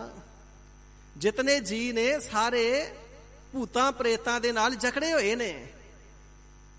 हुण गुरसिखां दा सुभाਅ जिहड़े है ही 5 प्यारे, उन्हां ते बाणी पढ़नी है ना। सारे सिंह गुरबाणी पढ़ते ने, ते हुण 5 प्यारे सिंह साहिबान पुजे ने। जीवन वाले सिखां ने गुरबाणी पढ़ी है, वो झट शरीरां ते प्रगट हो गए। एक दे शरीर ते चीज़ां प्रगट हो गईयां, उसनूं मंजे ते पाया, दूसरे ते प्रगट हो गईयां, तीसरे ते हो गईयां। देखिया ते सारा ही परिवार जकड़िया। ते सिंघां ने कहा, भाई इन्हां दे भले वास्ते चौपाई साहब दे पाठ करो। चौपाई साहब जी दे पाठ आरंभ कर दिते। जदों कुछ कु पाठ कीते ते चीज़ां बोलण लग गईयां। ते सिंघां ने पुछया, तुसीं कौन हो? उन्हां ने अपने नाम भी दसे। एक ने अपना नाम बख्शीश सिंह दसिया। 10-12 रूहां ने अपने नाम दसे। जिन्ना जिन्ना समा पहला मरे सी, जिवें जिवें मरे सी, वो सारे वाकिया दसे। फिर ਜਿਹੜੇ लोग नाल संगतां होर उत्थे इकट्ठियां होईयां सन, उन्हां नूं पुछया, ठीक दस रहे ने, इदां ही मरे सी? सारिਆਂ ने वैरीफाई किया, सचमुच इन्ना समा पहला तो इदां ही मरे सी। फिर उन्हां नूं पुछया, इन्हां ने कदी तुहानूं मन्निया? कहंदे जी नहीं। कदी तुहाडा दीवा जगाया? कहंदे जी नहीं। कदी तुहानूं मत्था टेकिया? कहंदे जी नहीं। तो फिर पुछया भी जिन्हां नूं ते कदे कोई मनदा रहा होवे ते बाद च मनना छड्ड देण ते भूत प्रेत तंग करदे ही ने, पर जदों इस परिवार ने तुहानूं कदे मन्निया ही नहीं, तुहानूं मत्था ही नहीं टेकिया, तुहाडा कदे दीवा ही नहीं जगाया, तुहाडे कदे नेड़े ही नहीं गए, ते तुसीं इन्हां नूं तंग क्यों कर रहे हो? ते ओह गुप्त रूहां फिर बोलियां उन्हां दे शरीर राहीं। कहना कीता, भावें कि इन्हां ने सानूं कदे नहीं मन्निया, पर यह भी सच है कि असीं इन्हां नूं तंग करन वास्ते नहीं आए, असीं ते इन्हां दे चरण परसण वास्ते आए हां। ਪੁੱਛਿਆ ਜੀ ਉਹ ਕਾਹਦੇ ਲਈ? ਕਹਿਣ ਲੱਗੇ ਅਸੀਂ ਹਨ ਗੁਰੇ, ਅਸੀਂ ਹਾਂ ਨਾਮ ਤੋਂ ਹੀਣੇ, ਇਸ ਕਰਕੇ ਸਾਡੀ ਕਲਿਆਣ ਹੋਈ ਨਹੀਂ। ਇਹਨਾਂ ਦੇ ਪਰਿਵਾਰ ਵਿੱਚ ਤਾਂ ਆਏ ਆ, ਇਹ ਗੁਰਮੁਖ ਨੇ, ਇਹ ਬੰਦਗੀ ਵਾਲੇ ਨੇ, ਇਹ ਸੇਵਾ ਵਾਲੇ ਨੇ, ਹਰ ਸਾਲ ਸਾਲਾਨਾ ਸਮਾਗਮ ਕਰਾਉਂਦੇ ਨੇ। ਐਸੇ ਗੁਰਮੁਖ ਪਿਆਰੇ ਤੇ ਮੁਕਤੀ ਨੇ, ਇਹਨਾਂ ਦੇ ਚਰਨੀ ਲੱਗ ਕੇ ਅਸੀਂ ਵੀ ਮੁਕਤ ਹੋ ਜਾਈਏ। ਫਿਰ ਪੁੱਛਣਾ ਕੀਤਾ ਜੀ ਅੱਜ ਇਹਨਾਂ ਦੀ ਮਾਤਾ ਜੀ ਦਾ ਭੋਗ ਹੈ, ਮਾਤਾ ਜੀ ਕਿੱਥੇ ਨੇ? ਕਹਿਣ ਲੱਗੇ ਉਹ ਤੇ ਬੰਦਗੀ ਵਾਲੀ ਕਮਾਈ ਵਾਲੀ ਰੂਹ, ਉਹ ਸਾਡੇ ਪਾਸ ਨਹੀਂ, ਉਹ ਤਾਂ ਅਵਸ਼ ਸੱਚਖੰਡ ਹੀ ਗਈ ਹੋਵੇਗੀ, ਉਹ ਸਾਡੇ ਨਾਲ ਨਹੀਂ। ਅਸੀਂ ਤੇ ਇਹਨਾਂ ਦੇ ਚਰਨ ਪਰਸਣ ਵਾਸਤੇ ਆਏ ਆ। ਗੁਰਮੁਖੋ ਤੁਸੀਂ ਮੁਕਤ ਰੂਪ ਹੋ, ਤੁਹਾਡੇ ਅਸੀਂ ਚਰਨ ਪਰਸਦੇ ਆ, ਸਾਨੂੰ ਵੀ ਮੁਕਤ ਕਰ ਦੇਵੋ। ਤੇ ਸਿੰਘਾਂ ਨੇ ਪੁੱਛਣਾ ਕੀਤਾ ਤੁਹਾਨੂੰ ਇਹ ਜੂਨੀ ਕਿਉਂ ਮਿਲੀ? ਕਹਿੰਦੇ ਜੀ ਨਾਮ ਨਹੀਂ ਜਪਿਆ। ਤੇ ਸਿੰਘਾਂ ਨੇ ਪੁੱਛਿਆ ਜੇ ਤੁਸਾਂ ਨੇ ਨਾਮ ਨਹੀਂ ਜਪਿਆ ਤੁਹਾਨੂੰ ਤੇ ਨਰਕਾਂ 'ਚ ਪੈਣਾ ਚਾਹੀਦਾ ਸੀ, ਤੁਸੀਂ ਨਰਕਾਂ 'ਚ ਕਿਉਂ ਨਹੀਂ ਪਏ? ਤੇ ਸਾਧ ਸੰਗਤ ਜੀ ਉਹਨਾਂ ਫਿਰ ਸੂਖਸ਼ਮ ਰੂਹਾਂ ਨੇ, ਉਹਨਾਂ ਭੂਤਾਂ ਨੇ ਤਰਲਾ ਲੈ ਕੇ ਆਖਿਆ ਬਾਬਾ ਜੀ ਅਸੀਂ ਤੇ ਚਾਹੁੰਦੇ ਆ ਸਾਨੂੰ ਨਰਕਾਂ 'ਚ ਹੀ ਥਾਂ ਮਿਲ ਜਾਵੇ। ਥਾਂ ਤੇ ਮਿਲੇ ਨਰਕਾਂ 'ਚ ਹੀ ਸਹੀ, ਪਰ ਨਾਮ ਨਾ ਜਪਣੇ ਕਰਕੇ ਅਸੀਂ ਏਡੇ ਵੱਡੇ ਪਾਪੀਆਂ, ਸਾਨੂੰ ਨਰਕ ਵੀ ਨਹੀਂ ਝੱਲਦੇ, ਸਾਨੂੰ ਨਰਕਾਂ 'ਚ ਵੀ ਥਾਂ ਨਹੀਂ ਮਿਲਣੀ। ਭਾਈ ਸਾਹਿਬ ਭਾਈ ਗੁਰਦਾਸ ਜੀ ਲਿਖਦੇ ਨੇ ਨਾ, ਆਪਣੀ ਕਰਨੀ ਕਰ ਨਰਕ ਹੂੰ ਨਾ ਪਾਵੋ ਠੌਰ, ਤੁਮਰੇ ਬਿਰਦ ਕਰ ਆਸਰੋ ਸੰਭਾਰ ਹੋ। ਸੱਚੇ ਪਾਤਸ਼ਾਹ ਆਪਣੀ ਕਰਨੀ ਕਰਕੇ, ਆਪਣੀਆਂ ਕਰਤੂਤਾਂ ਕਰਕੇ ਤੇ ਇੰਨੇ ਬੁਰੇ ਆ, ਸਾਨੂੰ ਨਰਕਾਂ ਨੇ ਵੀ ਨਹੀਂ ਝੱਲਣਾ, ਨਰਕਾਂ 'ਚ ਵੀ ਸਾਨੂੰ ਥਾਂ ਨਹੀਂ ਮਿਲਣੀ। ਪਰ ਤੁਹਾਡੇ ਬਿਰਦ ਕਰਕੇ ਆਸਰਾ ਸੰਭਾਲਦੇ ਆ ਕਿ ਤੁਹਾਡਾ ਬਿਰਦ ਹੈ ਪਤਤ ਪਾਵਨ, ਸਾਨੂੰ ਪਤਤਾਂ ਨੂੰ ਤੁਸੀਂ ਪਾਵਨ ਕਰ ਹੀ ਲਓਗੇ, ਸਾਨੂੰ ਨਿਕੰਮਿਆਂ ਨੂੰ ਤਾਰ ਹੀ ਲਓਗੇ, ਬਸ ਤੁਹਾਡਾ ਹੀ ਆਸਰਾ, ਹੋਰ ਕਰਤੂਤ ਸਾਡੀ ਕੋਈ ਨਹੀਂ।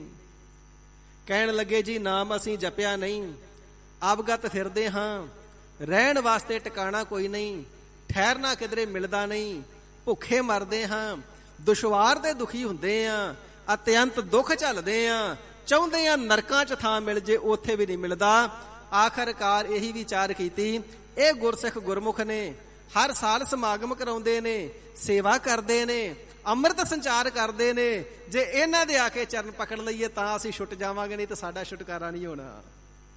ਸਾਡਾ ਛੁਟਕਾਰਾ ਕਰੋ, ਸਾਡਾ ਉਧਾਰ ਕਰੋ ਬਾਬਾ ਜੀ, ਸਾਨੂੰ ਮੁਕਤ ਕਰੋ। ਇਹ ਉਹਨਾਂ ਸੂਖਸ਼ਮ ਸਰੀਰਾਂ ਨੇ, ਗੁਪਤ ਰੂਹਾਂ ਨੇ ਬੇਨਤੀਆਂ ਕੀਤੀਆਂ। ਤੇ ਸਿੰਘਾਂ ਨੇ ਕਿਹਾ ਜੀ ਪਾਪ ਤੁਸਾਂ ਕੀਤੇ ਤੇ ਭੁਗਤਣੇ ਵੀ ਤੁਹਾਨੂੰ ਹੀ ਪੈਣੇ ਨੇ, ਅਸੀਂ ਮੁਕਤ ਕਿਵੇਂ ਕਰ ਦਈਏ? ਕਹਿਣ ਲੱਗੇ ਨਹੀਂ ਜੀ, ਆਪ ਜੀ ਪੰਜ ਪਿਆਰੇ ਹੋ, ਪੰਜ ਪਿਆਰੇ ਗੁਰੂ ਰੂਪ ਹੁੰਦੇ ਨੇ, ਗੁਰੂ ਚਾਵੇ ਤੇ ਬਖਸ਼ ਸਕਦੇ ਨੇ, ਸਤਿਗੁਰੂ ਜੀ ਬਖਸ਼ ਸਕਦੇ ਨੇ, ਤੁਸੀਂ ਗੁਰੂ ਸਵਰੂਪ ਹੋ ਕਰਕੇ ਸਾਨੂੰ ਬਖਸ਼ ਸਕਦੇ ਹੋ, ਜਿਵੇਂ ਕਿਵੇਂ ਸਾਨੂੰ ਬਖਸ਼ੋ। ਪਰਿਵਾਰ ਵਾਲਿਆਂ ਨੂੰ ਪੁੱਛਿਆ ਭਾਈ ਇਹ ਤੁਹਾਡੇ ਘਰ ਪਰਿਵਾਰ ਵਿੱਚ ਆਏ ਨੇ, ਇਹਨਾਂ ਦੇ ਭਲੇ ਦੇ ਨਿਮਿਤ ਤੁਹਾਨੂੰ ਕੁਛ ਸੇਵਾ ਜੇ ਲਾ ਦਈਏ ਤੇ ਕਰੋਗੇ?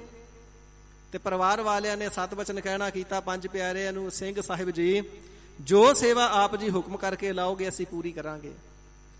ਤੇ ਫਿਰ ਪੰਜ ਪਿਆਰੇ ਸਿੰਘਾਂ ਨੇ ਆਪਸ ਦੇ ਵਿੱਚ ਗੁਰਮਤਾ ਕੀਤਾ, ਗੁਰਮਤਾ ਕਰਕੇ ਪਰਿਵਾਰ ਨੂੰ ਸੇਵਾ ਲਾਈ ਕਿ ਤੁਸੀਂ ਸੰਪਟ ਪਾਠ ਘਰ ਦੇ ਵਿੱਚ ਕਰਵਾਓ ਇਹਨਾਂ ਰੂਹਾਂ ਦੀ ਕਲਿਆਣ ਵਾਸਤੇ।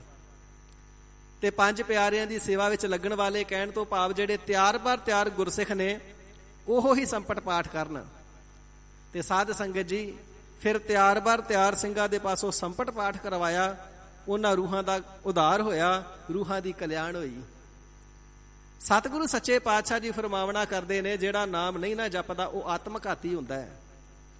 ਏਡਾ ਵੱਡਾ ਆਤਮਘਾਤੀ ਹੁੰਦਾ ਕਿ ਉਸ ਨੂੰ ਨਰਕ ਵੀ ਨਹੀਂ ਝੱਲਦੇ। ਕਿਸੇ ਨੂੰ ਬਹੁਤੀ ਵੱਡੀ ਬਾਦਸੀਸ ਦੇਣੀ ਹੋਵੇ ਤੇ ਮਨੁੱਖ ਬਾਦਸੀਸ ਦਿੰਦਾ, ਤੂੰ ਨਰਕਾਂ 'ਚ ਪਵੇਂਗਾ। ਪਰ ਆਤਮਘਾਤੀ ਹੋਣਾ, ਨਾਮ ਨਾ ਜਪਣਾ, ਇਸ ਤੋਂ ਵੀ ਵੱਡਾ ਦੁਸ਼ਕਰਮ ਹੈ ਕਿ ਨਰਕਾਂ 'ਚ ਵੀ ਨਹੀਂ ਪੈਣਾ ਮਿਲਦਾ, ਭਾਵ ਨਰਕ ਵੀ ਨਹੀਂ ਝੱਲਦੇ। ਸਤਿਗੁਰੂ ਸੱਚੇ ਪਾਤਸ਼ਾਹ ਜੀ ਸ਼ੁਭ ਸਿੱਖਿਆ ਦਿੰਦੇ ਹੋਏ ਪ੍ਰਵਚਨ ਫਰਮਾਉਂਦੇ ਨੇ, ਪਿਆਰਿਓ ਵੱਡਿਆਂ ਭਾਗਾਂ ਦੇ ਨਾਲ ਮਨੁੱਖਾ ਦੇਹੀ ਦੀ ਪ੍ਰਾਪਤੀ ਹੋਈ ਹੈ। ਅਬ ਨਾ ਭਜਸ ਭਜਸ ਕਬ ਭਾਈ, ਆਵੈ ਅੰਤ ਨਾ ਭਜਿਆ ਜਾਈ। ਹੁਣ ਤੇਰੇ ਕੋਲ ਭਜਨ ਕਰਨ ਦਾ ਸਮਾਂ ਹੈ, ਜੇ ਹੁਣ ਨਹੀਂ ਭਜਨ ਕਰੇਗਾ ਤੇ ਕਦੋਂ ਕਰੇਗਾ? ਮਹਾਰਾਜ ਬੁੱਢੇ ਹੋ ਕੇ ਜਪ ਲਵਾਂਗੇ। ਤੇ ਹਜ਼ੂਰ ਫਰਮਾਉਂਦੇ ਜਦੋਂ ਅੰਤਮ ਸਮਾਂ ਆ ਗਿਆ ਫਿਰ ਨਹੀਂ ਜਪਿਆ ਜਾਣਾ, ਫਿਰ ਨਹੀਂ ਭਜਨ ਹੋਣਾ। ਜਮ ਆ ਕੇ ਤੇਰੇ ਕੋਲ ਖੜ ਜਾਣ ਤੇ ਤੂੰ ਆਖੇ ਜੀ ਠਹਿਰੋ ਮੈਂ ਗੁਟਕਾ ਸਾਹਿਬ ਫੜ ਕੇ ਨਿਤਨੇਮ ਕਰ ਲਵਾਂ, ਤੇ ਉਹਨਾਂ ਨਹੀਂ ਸਮਾਂ ਦੇਣਾ, ਫਿਰ ਨਹੀਂ ਵਕਤ ਮਿਲਣਾ। ਹੁਣ ਤੇਰੇ ਕੋਲ ਸਮਾਂ ਹੈ, जब लग जरा रोग नहीं आया, जब लग काल ग्रसी नहीं काया, जब लग बिकल भई नहीं बानी, भज ले रे मन सारंग पानी। हरि अकाल पुरख वाहिगुरु जी दे नाम दा उदों तक भजन कर ला, ते जेड़े भजन नहीं करते, नाम ना जपे ते आत्म घाती भाई, वो आत्म घाती ने, पूरे जगत नूं मार देण जिन्ना पाप उन्हां नूं लगदा जेड़े नाम नहीं जपदे। मर ना जाही जिन्हां बिसरत राम, हजूर फरमाउंदे ने जिन्हां नूं राम विसर गया, जिन्हां नूं नाम भुल गया, जेड़े नाम नहीं जपदे वो जिउंदे कादे तो फिरदे ने। मरना जाही, वो मर क्यों नहीं जाते, वो धरती ते बोझ ही ने। 36 प्रकार दे पदार्थां नूं ही मैला कर रहे ने, खाई जाते ने, मैला करके कड्ढी जाते ने, गंदगी वधा रहे ने। होर की कर रहे दुनिया दे उपर? बहुत लोग ऐसे ने गंदियां चीज़ां, तंबाकू पान मसाले जरदे इत्यादि खा के गंदगी, सड़कां ते गंदगी, गलियां च गंदगी, बाजारां च गंदगी, गंदगी फैला रहे ने। इसे प्रकार मूँह राही भी गंदगी फैलाउंदे ने, बचनां नाल भी गंदगी ही फैलाउंदे ने, क्योंकि बोलदे भी बुरा ने। नज़रां दे नाल भी गंदगी फैलाउंदे, क्योंकि देखदे बुरा ने। कन्नां दे नाल भी निंदिया चुगली सुनदे ते जुबान दे नाल करदे, सरबत प्रकार गंदगी ही फैला रहे ने। भोजन छक के दाने ही मैले कर रहे ने, कोई लाभ नहीं तिन्हां दे जीवन दा। मरना जाही, मर क्यों नहीं जाते ऐसे लोग? मरी जाण ते चंगा धरती तो भार तां घट जे, आ गंदगी वधनी ते बंद हो जे। सतगुरु श्री गुरु रामदास सच्चे पातशाह महाराज जी भी फरमान करते ने, जिन हर हिरदय नाम न बसियो, तिन मात कीजै हर बांझा। हे मेरे हरि परमात्मा वाहिगुरु जी, जिन्हां दे हिरदे दे विच नाम नहीं वसिया, वो जम्मे ही क्यों? उन्हां दी माता नूं तुसीं बांझ ही कर दिंदे। ऐसे साकत, ऐसे बुरे पुरुष कदे जमदे ही ना जेड़े नाम नहीं जपदे। तिन सुनी देह फिरहे बिन नावै, ओए खप खप मोए करांझा। वो देहां नाम तो भी होणियां, सुनियां ही तुरियां फिरदियां ने। कोई स्वार्थ, कोई मनोरथ नहीं उन्हां दा धरती ते जिउंदे रहण दा। वो धरती ते पापा रूपी भार ही तुरे फिरदे ने। मरना जाही जिन्हां बिसरत राम, जिन्हां नूं राम रमे होए परमात्मा जी दा नाम ही भुल गया। जीवन देण वाला, जन्म देण वाला, पदार्थ देण वाला अकाल पुरख वाहिगुरु जी दा नाम ही भुल गया। वो ते मरी जाण ते चंगा है, जिउंदे क्यों तुरे फिरदे ने। नाम बिहून जीवन कौन काम, क्योंकि जेड़ा नाम तो हीना जीवन है, वो केड़े काम है? भाव किसे काम नहीं। जीवन नूं प्राप्त करन दा, मनुखा जन्म नूं प्राप्त करन दा केवल तां केवल एक स्वार्थ है, एक मनोरथ है, नाम जपना। भई प्राप्त मानुख देहुरिया, गोबिंद मिलन की यह तेरी बरीया। बस यही कारज है। ते सतगुरु सच्चे पातशाह जी ने हदायत करना की है, सरंजाम लाग भव जल तरन कै। सरंजाम सर अंजाम, किसे काम नूं मुकम्मल कर लेना, कंप्लीट कर लेना, पूरा कर लेना। भाई इस काम नूं कंप्लीट करन दे विच लग जा, पूरा करन दे विच लग जा। जन्म बृथा जात रंग माया कै। माया दे मोह विच फस के तेरा जेड़ा मनुखा जन्म ना, वो अजाई जा रहा है। कागज पानी दे विच पै जावे ते झट ही गल जांदा है। ते बंदिया तू कितना भी गुणी ज्ञानी वख्यान करता भी क्यों ना बन जे, 6 शास्त्र 4 वेद तेनू जुबानी कंठ भी क्यों ना हो जाण, सिमरतियां दे सिद्धांतां नू दृढ़ करके लोकां नू सुनाई भी क्यों ना जावे, पर जे वाहिगुरु जी दा नाम तू आप नहीं ना जपदा ते याद रखी हर बिसरत तेरे गुण गलिया। जिवें पानी दे विच कागज गल जांदा है, वाहिगुरु जी दा नाम जपण तो बिना तेरे सारे गुण गल जाणगे, कुछ तेरे पल्ले नहीं रह जाना। इस करके नाम बिहून जीवन कौन काम। नाम तो बिना जीवन केड़े काम है? किसे काम नहीं। जीवन नाम जपे तो बिना रहाऊ। विश्राम दे करके साहिब जी फरमाउंदे हन जी, खात पीत खेलत हसत बिस्तार। ये जेड़ा जीव है परिवार ਅਤੇ ਸੰਬੰਧੀਆਂ ਦੇ ਮੋਹ ਦਾ ਮਾਰਿਆ ਹੋਇਆ ਤੇ ਲਾਲਚਾਂ ਦਾ ਮਾਰਿਆ ਹੋਇਆ, ਰਸਾਂ ਕਸਾਂ ਦਾ ਮਾਰਿਆ ਹੋਇਆ, ਜ਼ੁਬਾਨ ਦੇ ਸਵਾਦਾਂ ਦਾ ਮਾਰਿਆ ਹੋਇਆ, ਚਸਕਿਆਂ ਦਾ ਮਾਰਿਆ ਹੋਇਆ, ਖਾਤ ਪੀਤ, ਖਾਣੇ ਯੋਗ ਚੀਜ਼ਾਂ ਨੂੰ ਵੀ ਖਾਂਦਾ ਹੈ ਤੇ ਨਾ ਖਾਣੇ ਯੋਗ ਚੀਜ਼ਾਂ ਨੂੰ ਵੀ ਖਾਂਦਾ ਹੈ। ਪੀਣੇ ਯੋਗ ਪਦਾਰਥਾਂ ਨੂੰ ਵੀ ਪੀਂਦਾ ਹੈ ਤੇ ਨਾ ਪੀਣੇ ਯੋਗ ਪਦਾਰਥਾਂ ਨੂੰ ਵੀ ਪੀਂਦਾ ਹੈ। ਸੰਬੰਧੀਆਂ ਦੇ ਨਾਲ, ਰਿਸ਼ਤੇਦਾਰਾਂ ਦੇ ਨਾਲ ਖੇਲਤ ਖੇਡਦਾ ਹੈ, ਬੱਚਿਆਂ ਦੇ ਨਾਲ ਮੋਹ ਦਾ ਮਾਰਿਆ ਖੇਡਦਾ ਹੈ, ਹੱਸਦਾ ਹੈ, ਵਿਸਥਾਰ ਬੜਾ ਪਸਾਰਾ ਪਸਾਰਦਾ ਹੈ। ਜਦੋਂ ਜਿਵੇਂ ਜਿਵੇਂ ਆਪਣੇ ਕੰਮ ਕਾਰੋਬਾਰ ਦਾ ਵਿਸਥਾਰ ਕਰਦਾ ਫਿਰ ਹੱਸਦਾ ਬੜਾ ਖੁਸ਼ ਹੁੰਦਾ ਹੈ। ਥੋੜੇ ਦਿਨ ਪਹਿਲਾਂ ਮੈਂ ਲੱਖਪਤੀ ਸੀ, ਅੱਜ ਕਰੋੜਪਤੀ ਬਣ ਗਿਆ। ਪਹਿਲਾਂ ਮੈਂ ਕਰੋੜਾਂਪਤੀ ਸੀ, ਅੱਜ ਮੈਂ ਅਰਬਾਪਤੀ ਬਣ ਗਿਆ। ਇਸ ਪ੍ਰਕਾਰ ਜਿਸ ਧਨ ਨੇ ਸਾਥ ਨਹੀਂ ਦੇਣਾ ਉਸ ਨੂੰ ਵੇਖ ਵੇਖ ਕੇ ਹੱਸਦਾ ਹੈ ਤੇ ਬੜਾ ਵਿਸਥਾਰ ਕਰਦਾ ਹੈ ਇਹਨਾਂ ਦਾ। ਕਵਨ ਅਰਥ ਮਿਰਤਕ ਸੀਗਾਰ। ਤੇ ਪਿਆਰਿਆ, ਜੇ ਤੂੰ ਨਾਮ ਨੂੰ ਭੁੱਲ ਕਰਕੇ ਖਾਂਦਾ ਪੀਂਦਾ ਹੱਸਦਾ ਖੇਡਦਾ ਤੇ ਤੇਰਾ ਨਿਸਫਲ ਹੈ। ਜੇ ਤੂੰ ਨਾਮ ਜਪਦਾ ਨਾ, ਨਾਮ ਜਪ ਕਰਕੇ ਹਰੀ ਅਕਾਲ ਪੁਰਖ ਵਾਹਿਗੁਰੂ ਦੀ ਸ਼ੁਕਰਾਨਾ ਕੀਤਾ, ਬੰਦਗੀ ਕੀਤੀ, ਭੋਜਨ ਦਾ ਥਾਲ ਆਇਆ, ਪਹਿਲਾਂ ਗੁਰਬਾਣੀ ਦਾ ਸ਼ਲੋਕ, ਜਿਵੇਂ ਗੁਰਮੁਖ ਪਿਆਰੇ ਆਪੋ ਆਪਣੀ ਮਨ ਦੀ ਅਵਸਥਾ ਦੇ ਅਨੁਸਾਰ ਜਾਂ ਸਿੱਖਿਆ ਦੇ ਅਨੁਸਾਰ ਕੋਈ ਮੂਲ ਮੰਤਰ ਪੜ੍ਹਦੇ ਨੇ, ਕੋਈ ਮੂਲ ਮੰਤਰ ਪੜ੍ਹ ਕੇ ਫਿਰ 5 ਵਾਰ ਵਾਹਿਗੁਰੂ ਦਾ ਜਾਪ ਕਰਦੇ ਨੇ, ਕੋਈ ਸ਼ਲੋਕ ਕਾਮ ਕ੍ਰੋਧ ਅਰ ਲੋਭ ਮੋਹ ਬਿਨ ਸਜਾਏ ਅਹਮੇਵ, ਨਾਨਕ ਪ੍ਰਭ ਸਰਣਾਗਤੀ ਕਰ ਪ੍ਰਸਾਦ ਗੁਰਦੇਵ, ਨਾਨਕ ਪੁਸਰੀਆਂ ਪਕਾਈਆਂ ਪਾਈਆਂ ਥਾਲਾ ਮਾਹੇ, ਜਿਨੀ ਗੁਰੂ ਮਨਾਇਆ ਰੱਜ ਰੱਜ ਸੇਈ ਖਾਹੇ। ਸ਼ੁਕਰਾਨੇ ਦੇ ਸ਼ਬਦ ਪੜ੍ਹ ਕੇ ਫਿਰ ਭੋਜਨ ਛਕਦੇ ਨੇ, ਵਾਹਿਗੁਰੂ ਕਹਿ ਕੇ ਮੁਖ ਵਿੱਚ ਪਾਉਂਦੇ ਨੇ ਤੇ ਛਕ ਕੇ ਫਿਰ ਸੀਸ ਝੁਕਾਉਂਦੇ ਨੇ, ਅਰਦਾਸ ਚੂਲਾ ਪੜ੍ਹਦੇ ਨੇ। ਮਹਾਰਾਜ ਗਰੀਬ ਨਿਵਾਜ ਬੇਅੰਤ ਬੇਅੰਤ ਤੁਹਾਡਾ ਧੰਨਵਾਦ, ਰੋਮ ਰੋਮ ਕਰਕੇ ਸ਼ੁਕਰਾਨਾ, ਆਪ ਜੀ ਨੇ ਕਿਰਪਾ ਕਰਕੇ ਇਹ ਸਵਾਦਲੇ ਭੋਜਨ ਰਸਦਾਇਕ ਸਾਨੂੰ ਬਖਸ਼ੇ ਨੇ। ਉਹਨਾਂ ਦੇ ਤੇ ਖਾਧਾ ਪੀਤਾ ਪ੍ਰਵਾਨ, ਉਹਨਾਂ ਦਾ ਪਹਿਨਿਆ ਪ੍ਰਵਾਨ, ਉਹਨਾਂ ਦਾ ਹੱਸਣਾ ਖੇਡਣਾ ਵੀ ਪ੍ਰਵਾਨ, ਕਿਉਂਕਿ ਹੱਸਦੇ ਖੇਡਦੇ ਵੀ ਵਾਹਿਗੁਰੂ ਜੀ ਦੇ ਪਿਆਰ ਭਾਵ ਦੇ ਅੰਦਰ ਨੇ, ਬੰਦਗੀ ਦੇ ਅੰਦਰ ਨੇ। ਉਹਨਾਂ ਦਾ ਦੁਨਿਆਵੀ ਕਾਰਜਾਂ ਦਾ, ਕਾਰੋਬਾਰਾਂ ਦਾ ਵਿਸਥਾਰ ਰੁਕਦਾ ਨਹੀਂ, ਦੂਜਿਆਂ ਦੇ ਨਾਲੋਂ ਜ਼ਿਆਦਾ ਹੁੰਦਾ, ਕਿਉਂਕਿ ਵਾਹਿਗੁਰੂ ਜੀ ਬਰਕਤ ਪਾਉਂਦੇ ਨੇ। ਪਰ ਇਹਨਾਂ ਦਾ ਨਿਸਫਲ ਨਹੀਂ, ਸਫਲ ਹੈ। ਆਰੰਭ ਕੀਤਾ ਤਾਂ ਵਾਹਿਗੁਰੂ ਜੀ ਦੀ ਯਾਦ, ਆਰੰਭ ਕੀਤਾ ਸ੍ਰੀ ਸੁਖਮਨੀ ਸਾਹਿਬ ਜੀ ਦਾ ਪਾਠ, ਇਸੇ ਪ੍ਰਕਾਰ ਸ੍ਰੀ ਅਖੰਡ ਪਾਠ ਸਾਹਿਬ ਗੁਰਬਾਣੀ ਦਾ ਪਾਠ, ਵਾਹਿਗੁਰੂ ਜੀ ਦਾ ਸ਼ੁਕਰਾਨਾ, ਕਾਰੋਬਾਰ ਤੇ ਜਾ ਕੇ ਵੀ ਪਹਿਲਾਂ ਗੁਰਬਾਣੀ ਦਾ ਜਾਪ, ਪਹਿਲਾਂ ਗੁਰ ਸ਼ਬਦਾਂ ਦਾ ਜਾਪ, ਪਹਿਲਾਂ ਵਾਹਿਗੁਰੂ ਜੀ ਦਾ ਸ਼ੁਕਰਾਨਾ, ਉਹ ਜੁੜੇ ਹੀ ਰਹਿੰਦੇ ਨੇ। ਉਹਨਾਂ ਦੇ ਵਿਸਥਾਰ ਵੀ ਸਫਲੇ ਨੇ, ਰੁਕਦੇ ਨਹੀਂ ਬਲਕਿ ਵੱਧਦੇ ਜਾਂਦੇ ਨੇ। ਉਹਨਾਂ ਦੇ ਵਿਸਥਾਰ ਪਵਿੱਤਰ ਨੇ ਜੀ। ਕਿਉਂ ਪਵਿੱਤਰ ਨੇ? ਉਸ ਵਿਸਥਾਰ ਦੇ ਵਿੱਚੋਂ ਜਿਹੜੀ ਗੁਰੂ ਕੀ ਬਖਸ਼ੀ ਬਰਕਤ ਦੇ ਨਾਲ ਕਮਾਈ ਪ੍ਰਾਪਤ ਹੁੰਦੀ ਏ, ਉਹਦੇ ਵਿੱਚੋਂ ਦਸਵੰਧ ਗੁਰੂ ਕੇ ਤੇ ਗਰੀਬਾਂ ਦੇ ਨਾਮ ਤੇ ਨਿਕਲਦਾ ਹੈ, ਲੰਗਰਾਂ 'ਚ ਵਰਤਿਆ ਜਾਂਦਾ, ਇਮਾਰਤਾਂ ਤੇ ਲੱਗਦਾ, ਗਰੀਬਾਂ ਗੁਰਬਿਆਂ ਤੇ ਲੱਗਦਾ, ਲੋੜਵੰਦਾਂ ਦੀਆਂ ਲੋੜਾਂ ਪੂਰੀਆਂ ਹੁੰਦੀਆਂ ਨੇ। ਉਹਨਾਂ ਦੇ ਵਿਸਥਾਰ ਤੇ ਹੈ ਨਾ ਸਫਲੇ।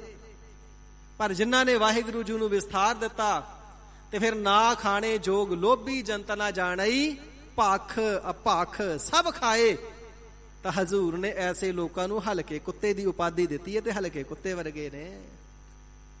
ਜੋ ਕੂਕਰ ਹਰਕਾਇਆ ਧਾਵੈ ਦਹਿ ਦਿਸ ਜਾਏ, ਦਸਾਂ ਦਿਸ਼ਾ 'ਚ ਜਿਵੇਂ ਹਲਕਾਇਆ ਕੁੱਤਾ ਦੌੜਾ ਫਿਰਦਾ, ਲੋਭੀ ਪੁਰਸ਼ ਦੌੜਾ ਫਿਰਦਾ, ਭਖ ਚੀਜ਼ਾਂ ਨੂੰ ਖਾਂਦਾ, ਭਖ ਚੀਜ਼ਾਂ ਨੂੰ ਪੀਂਦਾ।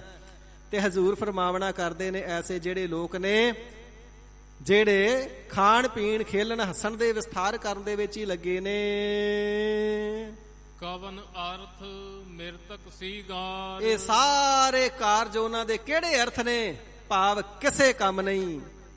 ਇਹ ਸਾਰੇ ਕੰਮ ਕੀਤੇ ਹੋਏ ਉਹਨਾਂ ਦੇ ਇਵੇਂ ਨੇ ਜਿਵੇਂ ਮੁਰਦੇ ਦਾ ਸ਼ਿੰਗਾਰ ਕੀਤਾ ਜਾਵੇ। ਵਾਰੀ ਆਪੋ ਆਪਣੀ ਕੋਈ ਨਾ ਬੰਦਾ ਧੀਰ। ਦੁਨੀਆ ਤੋਂ ਜਾਣਾ ਤੇ ਹਰ ਕਿਸੇ ਨੇ ਇੱਕ ਦਿਨ।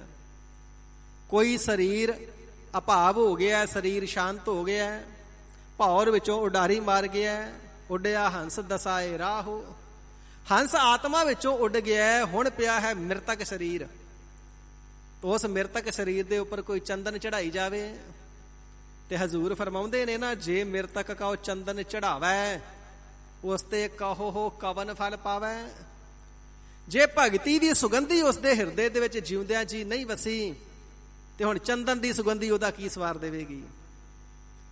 ਹੁਣ ਉਹ ਤੇ ਮਰਿਆ ਪਿਆ ਇੱਕ ਮਿੱਟੀ ਦੀ ਢੇਰੀ ਹੈ, 5 ਤੱਤਾਂ ਦੀ ਮੁੱਠ ਵੱਜੀ ਪਈ ਹੈ। ਮਿੱਟੀ ਨੇ ਮਿੱਟੀ ਹੋ ਹੀ ਜਾਣਾ, ਸਰੀਰ ਚੋਂ ਆਤਮਾ ਨਿਕਲ ਗਈ, ਬਾਕੀ ਮਿੱਟੀ ਹੀ ਬਚੀ ਹੈ। ਹੁਣ ਉਸ ਮਿੱਟੀ ਦਾ ਸ਼ਿੰਗਾਰ ਕਰੀ ਜਾਵੇ, ਕੋਈ ਮੁਰਦੇ ਦਾ ਸ਼ਿੰਗਾਰ ਕਰੀ ਜਾਵੇ, ਸੋਨੇ ਦੇ ਕੜੇ ਪਾਵੇ, ਛਾਪਾਂ ਮੁੰਦੀਆਂ ਪਾਈ ਜਾਵੇ, ਗਲੇ 'ਚ ਕੈਂਠੇ ਪਾਈ ਜਾਵੇ, ਹਾਰ ਸ਼ਿੰਗਾਰ ਕਰੀ ਜਾਵੇ, ਤੇ ਭਾਈ ਉਹ ਮੁਰਦੇ ਦਾ ਸ਼ਿੰਗਾਰ ਕਿਹੜੇ ਅਰਥ ਹੈ? ਕਿਹਨੂੰ ਮੋਹ ਲਵੇਗਾ? ਕਿਹੜੇ ਕੰਮ ਆਵੇਗਾ?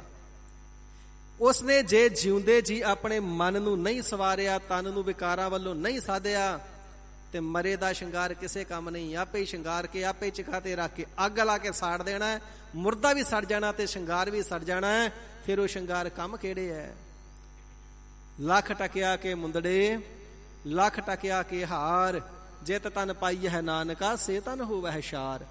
ਹਜ਼ੂਰ ਫਰਮਾਵਣਾ ਕਰਦੇ ਨੇ ਖਾਣਾ ਪੀਣਾ ਵਿਸਥਾਰ ਕਰਨਾ ਫੈਲਾਓ ਕਰਨਾ ਇਤਿਆਦਿਕ ਜਿਹੜੇ ਨਾਮ ਤੋਂ ਵਿਹੂਣੇ ਨੇ, ਉਹਨਾਂ ਦਾ ਸਾਰਾ ਇਹ ਵਿਸਥਾਰ ਇਵੇਂ ਹੈ ਜਿਵੇਂ ਮੁਰਦੇ ਦਾ ਹੀ ਸ਼ਿੰਗਾਰ ਕੀਤਾ ਹੋਵੇ। ਸਾਰਾ ਨੇ ਸਫਲ ਹੈ। ਜੋ ਨਾ ਸੁਨਹਿ ਜਸ ਪਰਮਾਨੰਦਾ।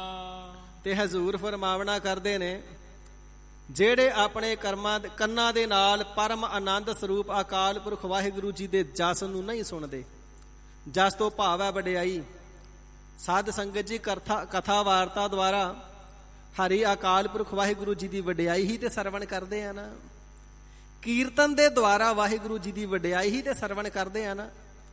ਪੂਰਬ ਦੀ ਬੋਲੀ ਦੇ ਵਿੱਚ ਕੀਰਤਨ ਨੂੰ ਜਸ ਕਹਿੰਦੇ ਨੇ। ਕੀਰਤਨ ਸਰਵਣ ਕਰਨਾ ਵੀ ਵਾਹਿਗੁਰੂ ਜੀ ਦਾ ਜਸ ਸਰਵਣ ਕਰਨਾ ਹੈ, ਤੇ ਸਤਿਗੁਰੂ ਸੱਚੇ ਪਾਤਸ਼ਾਹ ਜੀ ਦੀ ਨਾਮ ਬਾਣੀ ਦੀ ਕਥਾ ਵਾਰਤਾ ਨੂੰ ਸਰਵਣ ਕਰਨਾ ਵੀ ਜਸ ਸਰਵਣ ਕਰਨਾ ਹੈ। ਤੇ ਹਜ਼ੂਰ ਤੇ ਫਰਮਾਵਣਾ ਕਰਦੇ ਨੇ ਕੰਨਾਂ ਨੂੰ ਉਪਦੇਸ਼ ਇਹ ਸਰਵਣ ਹੋ ਮੇਰੇ ਹੋ, ਸਾਚਾ ਸੁਣਨਾ ਨੋ ਪਠਾਏ। ਹਰੀ ਅਕਾਲ ਪੁਰਖ ਵਾਹਿਗੁਰੂ ਜੀ ਨੇ ਤੁਹਾਨੂੰ ਭੇਜਿਆ ਹੀ ਨਾਮ ਸੁਣਨ ਵਾਸਤੇ ਹੈ।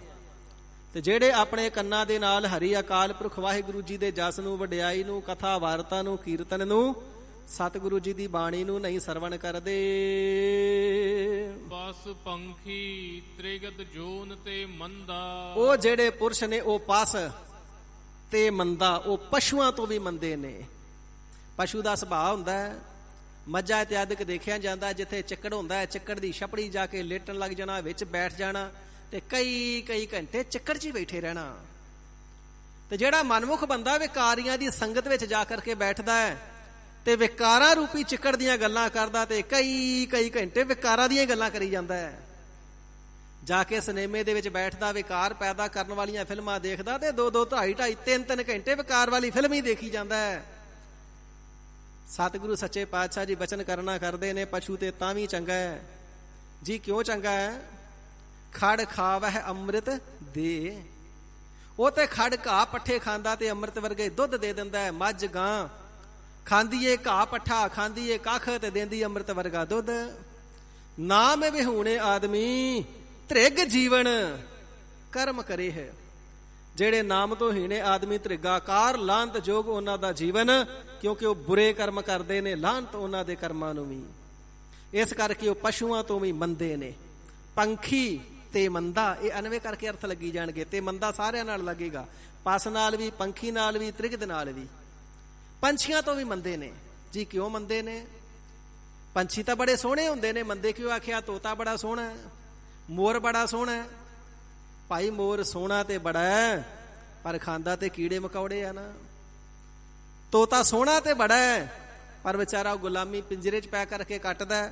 ਭਾਸ਼ਾ ਬੰਦੇ ਦੀ ਸਿੱਖ ਜਾਂਦਾ ਹੈ, ਨਾਲੇ ਕਹੀ ਜਾਂਦਾ ਤੋਤਿਆ ਪੋਸਤ ਨਾ ਖਾ ਨਹੀਂ ਤੇ ਮਰ ਜਾਏਗਾ, ਤੇ ਨਾਲੇ ਚੁੰਝਾਂ ਭਰ ਕੇ ਖਾਈ ਵੀ ਜਾਂਦਾ ਹੈ। ਇਸੇ ਪ੍ਰਕਾਰ ਬੰਦਾ ਹੈ, ਇਸ ਨੂੰ ਪਤਾ ਪਾਪ ਕਰੂੰਗਾ ਤੇ ਦੁੱਖ ਮਿਲਣੇ ਨੇ ਤਾਂ ਵੀ ਕਰੀ ਜਾਂਦਾ ਹੈ ਜੀ। ਉਹਨਾਂ ਤੋਂ ਕਿਉਂ ਮੰਦਾ ਹੈ? ਉਹਨਾਂ ਤੋਂ ਮੰਦਾ ਤਾਂ ਹੈ, ਤੋਤਾ ਵੀ ਜੇ ਕੰਮ ਆ ਗਿਆ ਸਾਧੂ ਮਹਾਤਮਾ ਦੇ ਰਾਹੀਂ ਵੇਸਵਾ ਕੋਲ ਪਹੁੰਚ ਗਿਆ ਤੇ ਉਸ ਨੂੰ ਵੀ ਨਾਮ ਜਪਾ ਦਿੱਤਾ। ਮੋਰ ਭਾਵੇਂ ਕਿ ਕੀੜੇ ਮਕੌੜੇ ਖਾਂਦਾ, ਪਰ ਖੰਭ ਇਤਨੇ ਪਵਿੱਤਰ ਮੰਨੇ ਜਾਂਦੇ ਨੇ। ਗੁਰੂ ਘਰ ਦੇ ਵਿੱਚ ਉਸ ਦੇ ਖੰਭਾਂ ਦਾ ਮੁੱਠਾ ਚੌਰ ਸਾਹਿਬ ਵਜੋਂ ਵਰਤਿਆ ਜਾਂਦਾ ਹੈ। ਕੰਮ ਆ ਗਿਆ ਨਾ। ਪਰ ਮਨੁੱਖਾਂ ਦੇ ਹੀ ਕਿਹੜੇ ਕੰਮ ਆਉਂਦੀ ਹੈ? ਸਾੜਨ ਦੇ ਹੀ ਕੰਮ ਆਉਂਦੀ, ਹੋਰ ਕਿਸੇ ਕੰਮ ਨਹੀਂ ਆਉਂਦੀ। ਤੇ ਸਾੜਨ ਵਾਸਤੇ ਵੀ ਇਸ ਤੇ ਖਰਚਾ ਹੀ ਲੱਗਦਾ ਹੈ, ਕੁਛ ਪ੍ਰਾਪਤ ਨਹੀਂ ਹੁੰਦਾ। ਇਸ ਪ੍ਰਕਾਰ ਹਜ਼ੂਰ ਫਰਮਾਵਣਾ ਕਰਦੇ ਨੇ ਪੰਛੀ ਵੀ ਇਸ ਤੋਂ ਚੰਗੇ ਨੇ, ਕੰਮ ਆ ਜਾਂਦੇ ਨੇ। ਪਸ਼ੂ ਵੀ ਇਸ ਤੋਂ ਚੰਗੇ ਨੇ। ਇਸੇ ਪ੍ਰਕਾਰ ਜਿਹੜਾ ਯਾਕ ਹੁੰਦਾ ਹੈ ਉਸ ਦੀ ਪੂਛ ਦੇ ਵਾਲਾਂ ਦਾ ਚੌਰ ਸਾਹਿਬ ਬਣ ਜਾਂਦਾ ਹੈ। ਪੂਛ ਵੀ ਚੌਰ ਸਾਹਿਬ ਦੇ ਕੰਮ ਆ ਜਾਂਦੀ। ਕੰਮ ਆ ਗਿਆ ਨਾ। ਉਹਨਾਂ ਦੇ ਹੱਡੀਆਂ ਤੋਂ ਕਈ ਤਰ੍ਹਾਂ ਦੇ ਪਦਾਰਥ, ਦਵਾਈਆਂ ਇਤਿਆਦਿਕ ਬਣਦੀਆਂ ਨੇ। ਚਮੜੇ ਦੇ, ਖੱਲ ਦੇ ਜੋੜੇ ਇਤਿਆਦਿਕ ਬਣਦੇ ਨੇ, ਬਸਤਰ ਜੈਕਟਾਂ ਇਤਿਆਦਿਕ ਬਣਦੀਆਂ ਨੇ। ਪਰ ਮਨੁੱਖ ਦਾ ਤੇ ਕੁਝ ਵੀ ਨਹੀਂ ਬਣਦਾ, ਕਿਸੇ ਕੰਮ ਨਹੀਂ ਆਉਂਦਾ। ਜਿਹੜੇ ਨਾਮ ਤੋਂ ਹੀਣੇ ਨੇ, ਪਸ ਤੇ ਮੰਦਾ, ਉਹ ਪਸ਼ੂਆਂ ਤੋਂ ਵੀ ਮੰਦਾ ਹੈ। ਉਹ ਪੰਖੀ, ਉਹ ਪੰਛੀਆਂ ਤੋਂ ਵੀ ਮੰਦਾ ਹੈ। ਤ੍ਰਿਗਦ ਸਾਧ ਸੰਗਤ ਜੀ ਹੁੰਦੀਆਂ ਨੇ। ਤ੍ਰਿਗਦ ਜੋਨ ਤੇ ਮੰਦਾ, ਜਿਹੜੀਆਂ ਢਿੱਡ ਭਾਰ, ਟੇਢੀਆਂ ਮੇਢੀਆਂ ਰਿੜਨ ਵਾਲੀਆਂ ਜੂਨੀਆਂ ਨੇ। ਜਿਵੇਂ ਸੱਪ ਹੈ, ਢਿੱਡ ਭਾਰੀ ਰਿੜਦਾ ਨਾ ਸਾਰੀ ਜ਼ਿੰਦਗੀ, ਇਹ ਤ੍ਰਿਗਦ ਜੋਨ ਹੈ। ਕੰਨ ਖਜ਼ੂਰਾ ਹੈ, ਢਿੱਡ ਭਾਰੀ ਰਿੜਦਾ ਨਾ ਸਾਰੀ ਜ਼ਿੰਦਗੀ, ਇਹ ਤ੍ਰਿਗਦ ਜੋਨ ਹੈ। ਜੋਕਾਂ ਨੇ, ਗਡੋਏ ਨੇ, ਬਹੁਤ ਸਾਰੇ ਐਸੇ ਹੋਰ ਜੀਵ ਨੇ, ਸਾਰੀ ਜ਼ਿੰਦਗੀ ਢਿੱਡ ਭਾਰੀ ਰਿੜਦੇ ਨੇ, ਇਹ ਤ੍ਰਿਗਦ ਜੂਨਾਂ ਨੇ। ਤੇ ਹਜ਼ੂਰ ਫਰਮਾਵਣਾ ਕਰਦੇ ਨੇ, ਇਹ ਤ੍ਰਿਗਦ ਜੂਨੀਆਂ ਤੋਂ ਵੀ ਮੰਦਾ ਹੈ ਜਿਹੜਾ ਵਾਹਿਗੁਰੂ ਜੀ ਦੇ ਜਸ ਨੂੰ ਨਹੀਂ ਸੁਣਦਾ। ਮਹਾਰਾਜ ਇਹਨਾਂ ਨੂੰ ਤ੍ਰਿਗਦ ਜੂਨੀਆਂ ਤੋਂ ਮੰਦਾ ਕਿਉਂ ਆਖਿਆ? ਕਿਉਂਕਿ ਜਿਹੜਾ ਸੱਪ ਹੈ ਨਾ, ਗਾਰੜੂ ਮੰਤਰ ਸੁਣ ਕੇ ਵਸ ਵਿੱਚ ਹੋ ਜਾਂਦਾ ਹੈ, ਪਰ ਜਿਹੜਾ ਪਾਪੀ ਜੀਵ ਹੈ, ਸਾਕਤ ਜੀਵ ਹੈ, ਇਹ ਗੁਰੂ ਕਾ ਮੰਤਰ ਹੀ ਨਹੀਂ ਸੁਣਦਾ, ਇਹ ਵਾਹਿਗੁਰੂ ਦਾ ਜਸ ਹੀ ਨਹੀਂ ਸੁਣਦਾ, ਵਾਹਿਗੁਰੂ ਜੀ ਦਾ ਨਾਮ ਹੀ ਨਹੀਂ ਸੁਣਦਾ, ਵਾਹਿਗੁਰੂ ਜੀ ਦੀ ਬਾਣੀ ਦੀ ਵਡਿਆਈ ਨਹੀਂ ਸਰਵਣ ਕਰਦਾ, ਕਥਾ ਨਹੀਂ ਸਰਵਣ ਕਰਦਾ, ਕੀਰਤਨ ਨਹੀਂ ਸਰਵਣ ਕਰਦਾ। ਉਹ ਸੁਣ ਲੈਂਦਾ ਤੇ ਸੁਣ ਕੇ ਵਸ ਵਿੱਚ ਹੋ ਜਾਂਦਾ ਹੈ। ਪਾਪੀ ਬੰਦਾ ਨਾ ਸੁਣਦਾ ਤੇ ਨਾ ਸੁਣ ਕੇ ਗੁਰੂ ਕੇ ਵਸ ਵਿੱਚ ਹੁੰਦਾ। ਕਹਿਣ ਤੋਂ ਭਾਵ ਨਾ ਗੁਰੂ ਕੀ ਰਜ਼ਾ ਵਿੱਚ ਆਉਂਦਾ, ਗੁਰੂ ਕੇ ਭਾਣੇ ਵਿੱਚ ਨਹੀਂ ਆਉਂਦਾ, ਗੁਰੂ ਕੀ ਮਰਜ਼ੀ ਵਿੱਚ ਨਹੀਂ ਆਉਂਦਾ। ਇਸ ਕਰਕੇ ਇਹ ਸੱਪ ਤੋਂ ਵੀ ਬੁਰਾ ਹੈ। ਸੱਪ ਦੇ ਅੰਦਰ ਵੀ ਜ਼ਹਿਰ ਹੈ ਤੇ ਮੂਰਖ ਬੰਦੇ ਦੇ ਮਨ ਦੇ ਅੰਦਰ, ਵਿਕਾਰੀ ਬੰਦੇ ਦੇ ਅੰਦਰ ਵਿਸ਼ਿਆਂ ਦੀ ਜ਼ਹਿਰ ਹੈ। ਸੱਪ ਦੀ ਜ਼ਹਿਰ ਜਿੱਥੇ ਦੁਰਵਰਤੋਂ ਦੇ ਨਾਲ ਬੰਦੇ ਨੂੰ ਮਾਰ ਵੀ ਦਿੰਦੀ ਏ, ਜੇ ਸੱਪ ਡੰਗ ਮਾਰ ਦੇਵੇ ਬੰਦੇ ਦੀ ਮੌਤ ਹੋ ਜਾਂਦੀ ਏ। ਪਰ ਉਹੋ ਹੀ ਜ਼ਹਿਰ ਜਦੋਂ ਕਿਸੇ ਸਿਆਣੇ ਵੈਦ ਦੇ ਹੱਥ ਆ ਜਾਂਦਾ, ਉਹਦੀ ਦਵਾਈ ਬਣ ਜਾਂਦੀ, ਉਹਦੇ ਟੀਕੇ ਬਣ ਜਾਂਦੇ ਨੇ। ਉਸੇ ਜ਼ਹਿਰ ਦੇ ਟੀਕੇ ਬਣੇ ਨੇ, ਉਹ ਜ਼ਹਿਰ ਨੂੰ ਕੱਟ ਦਿੰਦੇ ਨੇ। ਜੇ ਕਿਸੇ ਨੂੰ ਜ਼ਹਿਰ ਚੜਿਆ, ਉਸ ਨੂੰ ਜ਼ਹਿਰ ਦਾ ਟੀਕਾ ਲਾਇਆ, ਜ਼ਹਿਰ ਨੂੰ ਕੱਟਦਾ ਤੇ ਬੰਦਾ ਬਚ ਜਾਂਦਾ ਹੈ। ਉਹਦਾ ਜ਼ਹਿਰ ਬੰਦੇ ਨੂੰ ਬਚਾਉਂਦਾ ਵੀ ਹੈ। ਉਸ ਦਾ ਜਿਹੜਾ ਜ਼ਹਿਰ ਹੈ, ਵੈਦ ਲੋਕ ਅੱਖਾਂ ਦੇ ਵਿੱਚ ਦਾਰੂ, ਦਵਾਈ ਅਥਵਾ ਸੁਰਮਾ ਬਣਾਉਂਦੇ ਨੇ, ਉਹਦੇ ਵਿੱਚ ਥੋੜਾ ਜਿਹਾ ਕੁਛ ਮਾਤਰਾ ਜ਼ਹਿਰ ਪਾਉਂਦੇ ਨੇ ਤੇ ਅੱਖਾਂ ਦੀਆਂ ਭਿਆਨਕ ਬਿਮਾਰੀਆਂ ਨੂੰ ਸੱਪ ਦਾ ਜ਼ਹਿਰ ਕੱਟ ਦਿੰਦਾ ਹੈ। ਭਾਈ ਤ੍ਰਿਗਦ ਜੂਨ ਤਾਂ ਚੰਗੀ ਏ, ਉਹਦੇ ਜ਼ਹਿਰ ਤੋਂ ਦਵਾਈਆਂ ਬਣਦੀਆਂ ਤੇ ਮਨੁੱਖਾਂ ਦੇ ਨੇਤਰਾਂ ਦੇ ਰੋਗ ਦੂਰ ਹੁੰਦੇ ਨੇ। ਤੇ ਵਿਕਾਰੀ ਬੰਦਾ ਉਸ ਤ੍ਰਿਗਦ ਜੂਨ ਤੋਂ ਤਾਂ ਬੁਰਾ ਹੈ ਜਦੋਂ ਕਾਮ ਰੂਪੀ ਜ਼ਹਿਰ ਬੰਦੇ ਦੇ ਮਨ ਵਿੱਚ ਆਉਂਦਾ ਤੇ ਕਈਆਂ ਦੀਆਂ ਜ਼ਿੰਦਗੀਆਂ ਬਰਬਾਦ ਕਰ ਦਿੰਦਾ ਹੈ। ਜਦੋਂ ਕ੍ਰੋਧ ਰੂਪੀ ਜ਼ਹਿਰ ਇਸ ਦੇ ਆਪਣੇ ਮਨ ਦੇ ਵਿੱਚ ਆਉਂਦਾ ਨਾ, ਤੇ ਫਿਰ ਆਪਣਿਆਂ ਦਾ ਵੀ ਨਹੀਂ ਬਣਦਾ, ਫਿਰ ਸਕੇ ਭਰਾ ਨੂੰ ਹੀ ਗੋਲੀ ਮਾਰ ਦਿੰਦਾ ਹੈ। ਫਿਰ ਪਿਓ ਦੀ ਜਾਨ ਲੈ ਲੈਂਦਾ। ਕਦੇ ਸੁੱਤੇ ਦਾ ਗਲਾ ਵੱਢ ਦਿੱਤਾ, ਕਿਸੇ ਨੇ ਸੁੱਤੇ ਦੇ ਸਿਰ ਵਿੱਚ ਲੱਕੜ ਮਾਰ ਕੇ ਉਸ ਨੂੰ ਮਾਰ ਦਿੱਤਾ, ਕਿਸੇ ਨੇ ਇਸੇ ਪ੍ਰਕਾਰ ਪਿਓ ਨੇ ਹੀ ਪੁੱਤ ਨੂੰ ਗੋਲੀਆਂ ਮਾਰ ਕੇ ਮਾਰ ਦਿੱਤਾ। ਤ੍ਰਿਗਦ ਜੋਨੀਆਂ ਦੀ ਜ਼ਹਿਰ ਵੀ ਬੰਦੇ ਦੇ ਕੰਮ ਆਉਂਦੀ ਤੇ ਭਲਾ ਕਰ ਜਾਂਦੀ ਏ, ਪਰ ਪਾਪੀ ਬੰਦੇ ਦੀ ਜਿਹੜੀ ਮਨ ਦੀ ਜ਼ਹਿਰ ਏ, ਇਹ ਆਪਣਿਆਂ ਨੂੰ ਵੀ ਦੁੱਖ ਦਿੰਦੀ ਤੇ ਪਰਾਇਆਂ ਨੂੰ ਵੀ ਦੁੱਖ ਦਿੰਦੀ ਏ। ਇਹ ਜਗਿਆਸੂਆਂ ਨੂੰ ਵੀ, ਸਤ ਸੰਗੀਆਂ ਨੂੰ ਵੀ ਈਰਖਾ ਕਰਕੇ ਦਿਖਾਉਣ ਦਾ ਯਤਨ ਕਰਦਾ ਹੈ। ਇਸ ਕਰਕੇ ਜੋ ਨਾ ਸੁਣੇ ਜਸ ਪਰਮਾਨੰਦਾ, ਜਿਹੜੇ ਵਾਹਿਗੁਰੂ ਜੀ ਦੇ ਜਸ ਨੂੰ ਸੁਣਦੇ ਹੀ ਨਹੀਂ, ਪਰਮ ਆਨੰਦ ਪਰਮਾਤਮਾ ਜੀ ਦੇ ਨਾਮ ਦੀ ਵਡਿਆਈ ਨੂੰ ਸੁਣਦੇ ਹੀ ਨਹੀਂ, ਉਹ ਪਸ਼ੂਆਂ ਤੋਂ ਵੀ ਮਾੜਾ ਹੈ, ਪੰਛੀਆਂ ਤੋਂ ਵੀ ਮਾੜਾ ਹੈ, ਨਿਖਿਧ ਜੂਨੀਆਂ ਤੋਂ, ਢਿੱਡ ਭਾਰ ਰਿੜਨ ਵਾਲੀਆਂ ਜੂਨੀਆਂ ਤੋਂ, ਜੀਵਾਂ ਤੋਂ ਵੀ ਮਾੜਾ ਹੈ।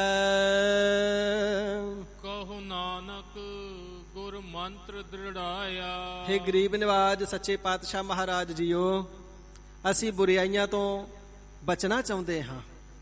ਸੱਚੇ ਪਾਤਸ਼ਾਹ ਜੀ ਕਿਰਪਾਲਤਾ ਕਰੋ, ਸਾਨੂੰ ਅਕਾਲ ਪੁਰਖ ਵਾਹਿਗੁਰੂ ਜੀ ਦੀ ਬੰਦਗੀ ਵਿੱਚ ਲਾਵਣਾ ਕਰੋ, ਆਪਣੇ ਚਰਨਾਂ ਦੇ ਨਾਲ ਜੋੜਨਾ ਕਰੋ। ਸੱਚੇ ਪਾਤਸ਼ਾਹ ਜੀ ਪਸ਼ੂਆਂ ਤੋਂ, ਪੰਛੀਆਂ ਤੋਂ, ਟੇਢੀਆਂ ਜੂਨਾਂ ਤੋਂ ਬੁਰੇ ਬਣਨ ਨੂੰ ਦਿਲ ਨਹੀਂ ਕਰਦਾ। ਸੱਚੇ ਪਾਤਸ਼ਾਹ ਜੀ ਅਸੀਂ ਆਤਮਘਾਤੀ ਨਹੀਂ ਬਣਨਾ ਚਾਹੁੰਦੇ। ਮਹਾਰਾਜ ਨਾਮ ਦਾ ਪਿਆਰ ਹਿਰਦੇ ਦੇ ਵਿੱਚ ਐਸਾ ਲੱਗ ਜਾਵੇ, ਨਾਮ ਕਦੇ ਵਿਸਰੇ ਨਾ। ਤੇ ਗਰੀਬ ਨਿਵਾਜ ਸੱਚੇ ਪਾਤਸ਼ਾਹ ਜੀ ਬਖਸ਼ਿਸ਼ ਕਰਦੇ ਨੇ। ਸਿੱਖੋ, ਇਹ ਬਖਸ਼ਿਸ਼ਾਂ ਉਹਨਾਂ ਦੇ ਉੱਪਰ ਹੋਈਆਂ ਨੇ ਜਿਨ੍ਹਾਂ ਨੂੰ ਪੂਰੇ ਸਤਿਗੁਰੂ ਜੀ ਨੇ ਆਪਣਾ ਗੁਰਮੰਤਰ ਦ੍ਰਿੜ ਕਰਾ ਦਿੱਤਾ ਹੈ। ਕਹੋ ਨਾਨਕ ਗੁਰਮੰਤਰ ਦ੍ਰਿੜਾਇਆ, ਗੋਰੇ ਰਾਰੇ ਨੂੰ ਸਿਹਾਰੀ ਹੈ, ਜਿਸ ਦਾ ਅਰਥ ਬਣਦਾ ਗੁਰੂ ਨੇ। ਸਤਿਗੁਰੂ ਸੱਚੇ ਪਾਤਸ਼ਾਹ ਜੀ ਫਰਮਾਨ ਕਰਦੇ ਨੇ, ਪੂਰੇ ਸਤਿਗੁਰੂ ਜੀ ਨੇ ਜਿਨ੍ਹਾਂ ਨੂੰ ਗੁਰਮੰਤਰ ਦ੍ਰਿੜ ਕਰਵਾ ਦਿੱਤਾ। ਕਿਉਂਕਿ ਗੁਰਮੰਤਰ ਏਡੀ ਵੱਡੀ ਭਾਰੀ ਦਾਤ ਹੈ ਸਾਧ ਸੰਗਤ ਜੀ। ਹਜ਼ੂਰ ਫਰਮਾਵਣਾ ਕਰਦੇ ਨੇ ਨਾ ਕਿ ਜਿਸ ਨੇ ਇੱਕ ਵਾਰ ਵੀ ਸ੍ਰੀ ਵਾਹਿਗੁਰੂ ਮੁਖ ਦੇ ਵਿੱਚੋਂ ਕਹਿ ਲਿਆ ਨਾ, ਉਹਨਾਂ ਨੂੰ ਵੀ ਅਕਾਲ ਪੁਰਖ ਵਾਹਿਗੁਰੂ ਜੀ ਨੇ ਮੁਕਤ ਕਰ ਦਿੱਤਾ ਹੈ। ਐਸੀ ਗੁਰਮੰਤਰ ਦੇ ਅੰਦਰ ਸ਼ਕਤੀ ਹੈ। ਏਕ ਬਾਰ ਜਿਨ ਤੁਮੈ ਸੰਭਾਰਾ, ਕਾਲ ਫਾਸ ਤੇ ਤਾਹੇ ਉਬਾਰਾ। ਕਾਲ ਦੀ ਫਾਹੀ ਦੇ ਵਿੱਚੋਂ ਕੱਢ ਲੈਂਦੇ ਹੋ। ਵੱਡੀਆਂ ਭਾਰੀਆਂ ਵਡਿਆਈਆਂ ਵਾਲਾ ਹੈ ਗੁਰੂ ਕਾ ਮੰਤਰ। ਭਾਈ ਸਾਹਿਬ ਭਾਈ ਗੁਰਦਾਸ ਜੀ ਲਿਖਣਾ ਕਰਦੇ ਨੇ ਨਾ ਜੈਸੇ 68 ਤੀਰਥ ਪਰਸ ਕੀਓ ਜੁਗ 4 ਚਰਿਓ ਕੈਲਾਸ਼ ਰਹਿਓ। ਜਿਵੇਂ ਕੋਈ 8 ਤੇ 60 68 ਤੀਰਥਾਂ ਤੇ ਜਾ ਕਰਕੇ, ਪੁਰਬੀਆਂ ਤੇ ਜਾ ਕਰਕੇ ਉਹਨਾਂ ਦੇ ਦਰਸ਼ਨ ਕਰੇ, ਉਥੇ ਇਸ਼ਨਾਨ ਕਰੇ, ਉਥੇ ਪੁੰਨ ਦਾਨ ਕਰੇ, ਤੇ ਚਾਰੇ ਹੀ ਯੁਗ ਸਤਯੁਗ, ਤ੍ਰੇਤਾ, ਦੁਆਪਰ ਤੇ ਕਲਯੁਗ, ਚਾਰੇ ਹੀ ਯੁਗ ਕੈਲਾਸ਼ ਪਰਬਤ ਤੇ ਬੈਠ ਕੇ, ਬਰਫ਼ ਦੇ ਪਰਬਤ ਦੇ ਉੱਪਰ ਬੈਠ ਕਰਕੇ, ਤੇ ਚਾਰੇ ਹੀ ਯੁਗ ਤਪ ਕਰਦਾ ਰਵੇ, ਮੰਤਰਾਂ ਦੇ ਜਪ ਕਰਦਾ ਰਵੇ। ਇਸੇ ਪ੍ਰਕਾਰ ਜੈਸੇ 68 ਤੀਰਥ ਪਰਸ ਕੀਓ ਜੁਗ 4 ਚਰਿਓ ਕੈਲਾਸ਼ ਰਹਿਓ। ਜੈਸੇ ਲਾਖ ਬਾਰ ਕੁਰਸ਼ੇਤਰ ਮੇ ਅਸਮੇਧ ਜਗ ਅਭੰਗ ਠਇਓ।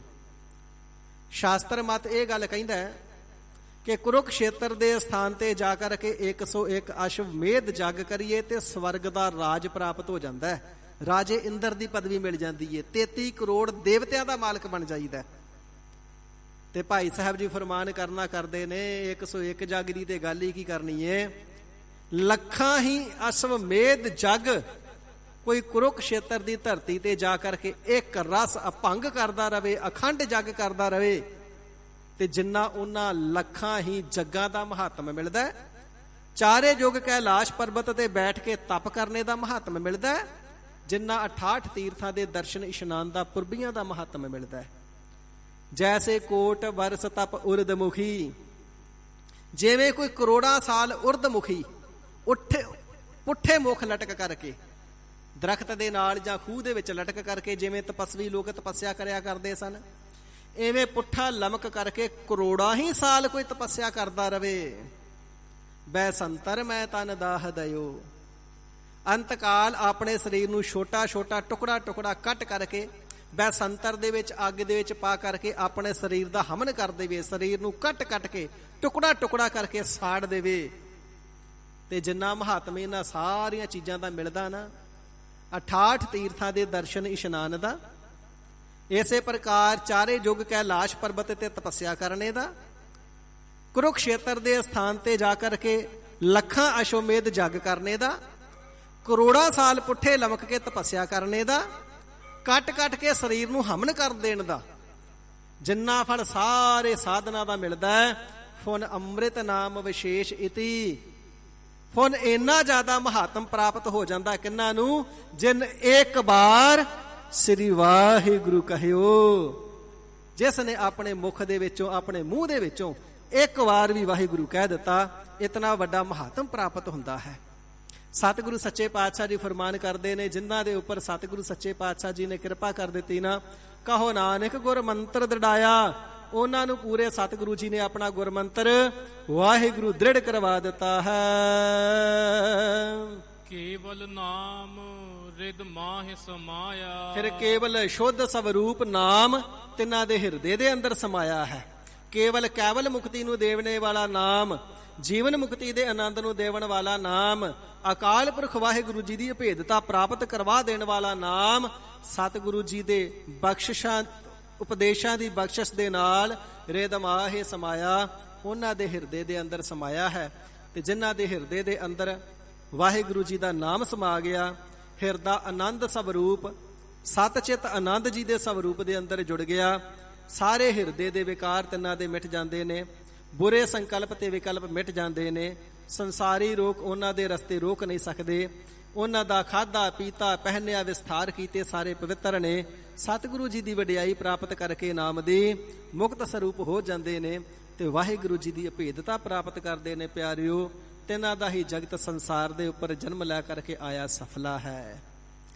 ਇਸ ਪ੍ਰਕਾਰ ਸਤਿਗੁਰੂ ਸੱਚੇ ਪਾਤਸ਼ਾਹ ਜੀ ਨੇ ਗੁਰਸਿੱਖਾਂ ਦੀਆਂ ਬੇਨਤੀਆਂ ਕਰਦੇ ਤੇ ਉਹਨਾਂ ਦੇ ਸਵਾਲਾਂ ਦੇ ਜਵਾਬ ਅੰਮ੍ਰਿਤ ਗੁਰਬਾਣੀ ਰਾਹੀਂ ਦੇ ਕਰਕੇ ਸਰਬਤ ਸੰਸਾਰ ਦਾ ਸਦੀਵ ਕਾਲ ਵਾਸਤੇ ਮਾਰਗ ਦਰਸ਼ਨ ਕਰਨਾ ਕੀਤਾ ਹੈ ਕਿ ਨਾਮ ਹੀ ਸਭ ਤੋਂ ਵੱਡੀ ਵਡਿਆਈ ਹੈ, ਨਾਮ ਹੀ ਸਭ ਤੋਂ ਵੱਡੀ ਦੌਲਤ ਹੈ, ਨਾਮ ਹੀ ਸਭ ਤੋਂ ਵੱਡਾ ਧਨ ਹੈ, ਨਾਮ ਹੀ ਸਭ ਤੋਂ ਵੱਡੀ ਬਖਸ਼ਿਸ਼ ਹੈ, ਨਾਮ ਹੀ ਸਭ ਤੋਂ ਵੱਡੀ ਰਹਿਮਤ ਹੈ, ਨਾਮ ਹੀ ਕੇਵਲ ਮੁਕਤੀ ਦਾ ਦਾਤਾ ਹੈ, ਨਾਮ ਹੀ ਜੰਮਣ ਮਰਨ ਨੂੰ ਕੱਟਣ ਵਾਲਾ ਹੈ, ਨਾਮ ਹੀ ਵਾਹਿਗੁਰੂ ਜੀ ਦੀ ਅਭੇਦਤਾ ਬਖਸ਼ਿਸ਼ ਕਰਨੇ ਵਾਲਾ ਹੈ।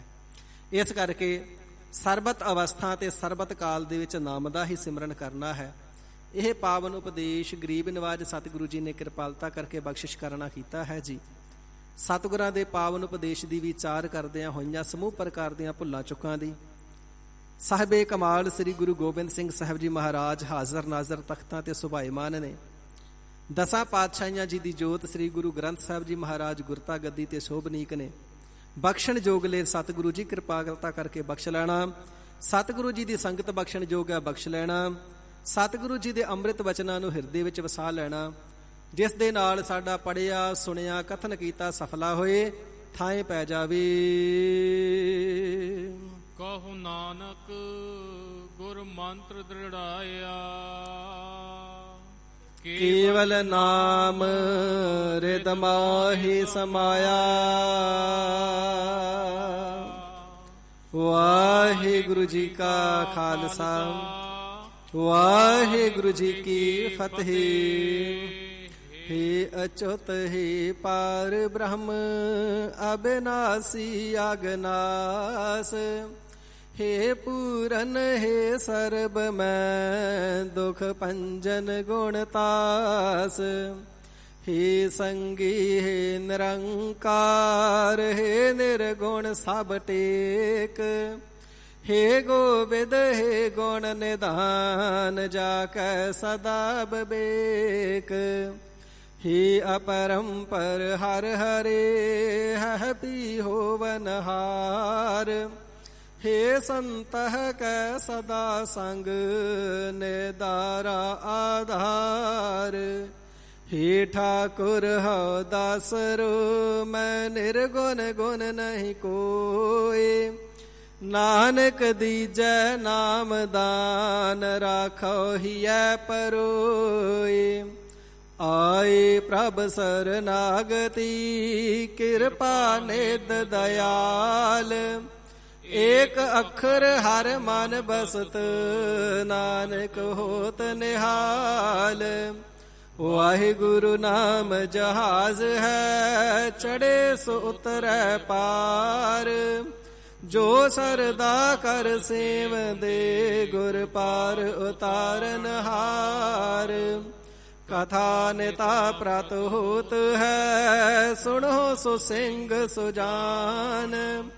नानक गुरु गोबिंद सिंह जी, सदा कर कल्याण। नानक गुरु गोबिंद सिंह जी, सदा कर कल्याण। वाहिगुरु जी का खालसा, वाहिगुरु जी की फतेह। गाज के जयकारा जावे, सो निहाल हो जावे। सत श्री अकाल। गुरबर अकाल देग तेग, फतेह गुरु पंथ खालसे दी। चढ़दी कला रखनी, सचे पातशाह जी महाराज।